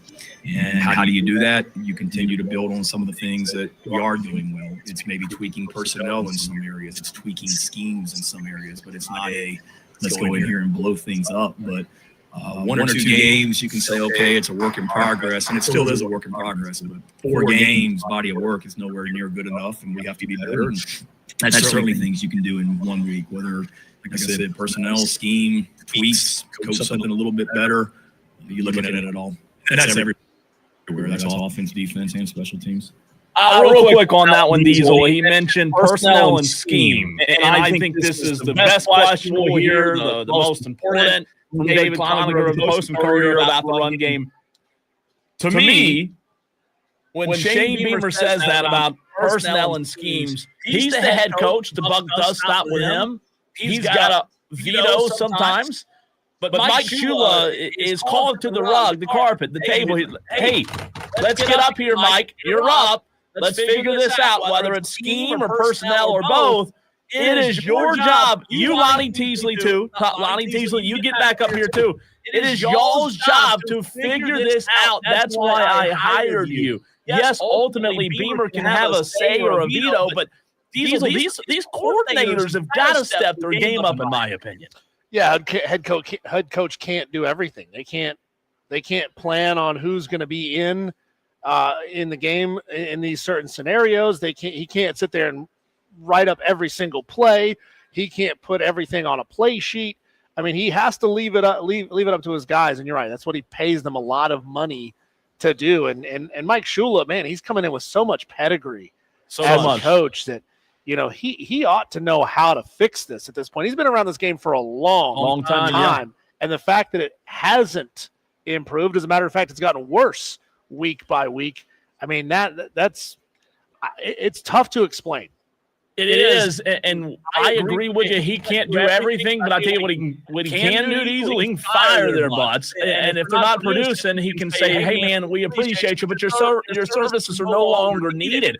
Like, you've got to push the right buttons if you're Shane Beamer to get the most, because like you're 2-2, the season's still salvageable, but nobody cares about Mike Shula's pedigree. Nobody cares about, what they did good. You've got to get this thing turned around fast, because you see those lights coming down the track, Diesel? That's a head-on train coming right at you with a schedule coming up. Yeah, and everything is going to flow offensively. It's going to flow through Mike Shula, and maybe Shane needs to put a message out through the media and say, you know what, Mike, we've got analysts on this team that are coming up with some pretty good ideas, and maybe we need to start listening to them more than we listen to you. We gotta do something. We've got to fix something. We got time for one more question from yesterday's presser. Hey, Coach. 14 penalties was what stood out to me from the game this past weekend. What is being done in practice to kind of like limit that for the games as you prepare, both for veterans and for freshmen? It goes back to, you always look at it, and we talk about penalties after every game. We come in here on Sundays. We have a team meeting right there next door where we show the penalty on tape. We talk about why it happened. We talk about how it can't happen. We need to talk about how we coach it better, whether it be a pre-snap, during the play. But clearly that message isn't getting through the right way to this year's team. This is what we've done for the last few years since I've been here, but it's not resonating like it needs to. So you can't just continue to say, I'm going to go in there and show penalties on video. We did, but then there's some things in practice that we've tweaked and adjusted on how we handle it when it happens in practice. And we'll see if it's better on Saturday night. And if it is, I'll tell you post game what it was. And if not, forget we ever did it, and we'll figure out something different next week. You do have to try new things. Like to his point, if something's not working, coming in here, and showing the, showing the film on Sunday is just not working anymore. You've got to figure out what's going to work, not just with the run game, but with the penalties as well. Yeah, that sounds like corporal punishment to me, Cole. Yeah. Every time you get an illegal hands to the face or illegal use of the hands penalty, we're going to smack you on the back of the hands with a ruler. We're going to make your hands hurt. Real quick, before we're off the break, Diesel Todd on Twitter at the Cole Bryson says, I'm no Shula fan, but I'm not sure the HBC could call plays talking about Spurrier with this awful offensive line and run game. And you're right. Offensive line and run game does help and hurt a coordinator. There's no doubt about it, Todd. They've got to be better in every area. And I think that whether it's going back to the drawing board or making some, kind of like you said, Diesel, some pressing matters get through to some people, that there's got to be something different. These game plans, the execution, the scheme. South Carolina simply can't continue this way, or it's going to be a long season. Well, I would love to hear Shane talk to his team through the media about what you want the legacy of this team to be. Sure, that preseason hype, kind of built all the way up to a number 10 ranking. But nobody gives a rip what you were ranked in week 3 of the season. They only care what you're ranked at the end of the season. So it's still up to you to write that script. When we come back, Cole, in case you Tolos missed it, and we get it, we have a new audience every 15 minutes in radio. In case you missed it, we had a great conversation earlier in the show with Bill Bender of The Sporting News, a national level guest. He had a lot of things to say about Dabo and about Shane Beamer as well. We're going to play it again for you next.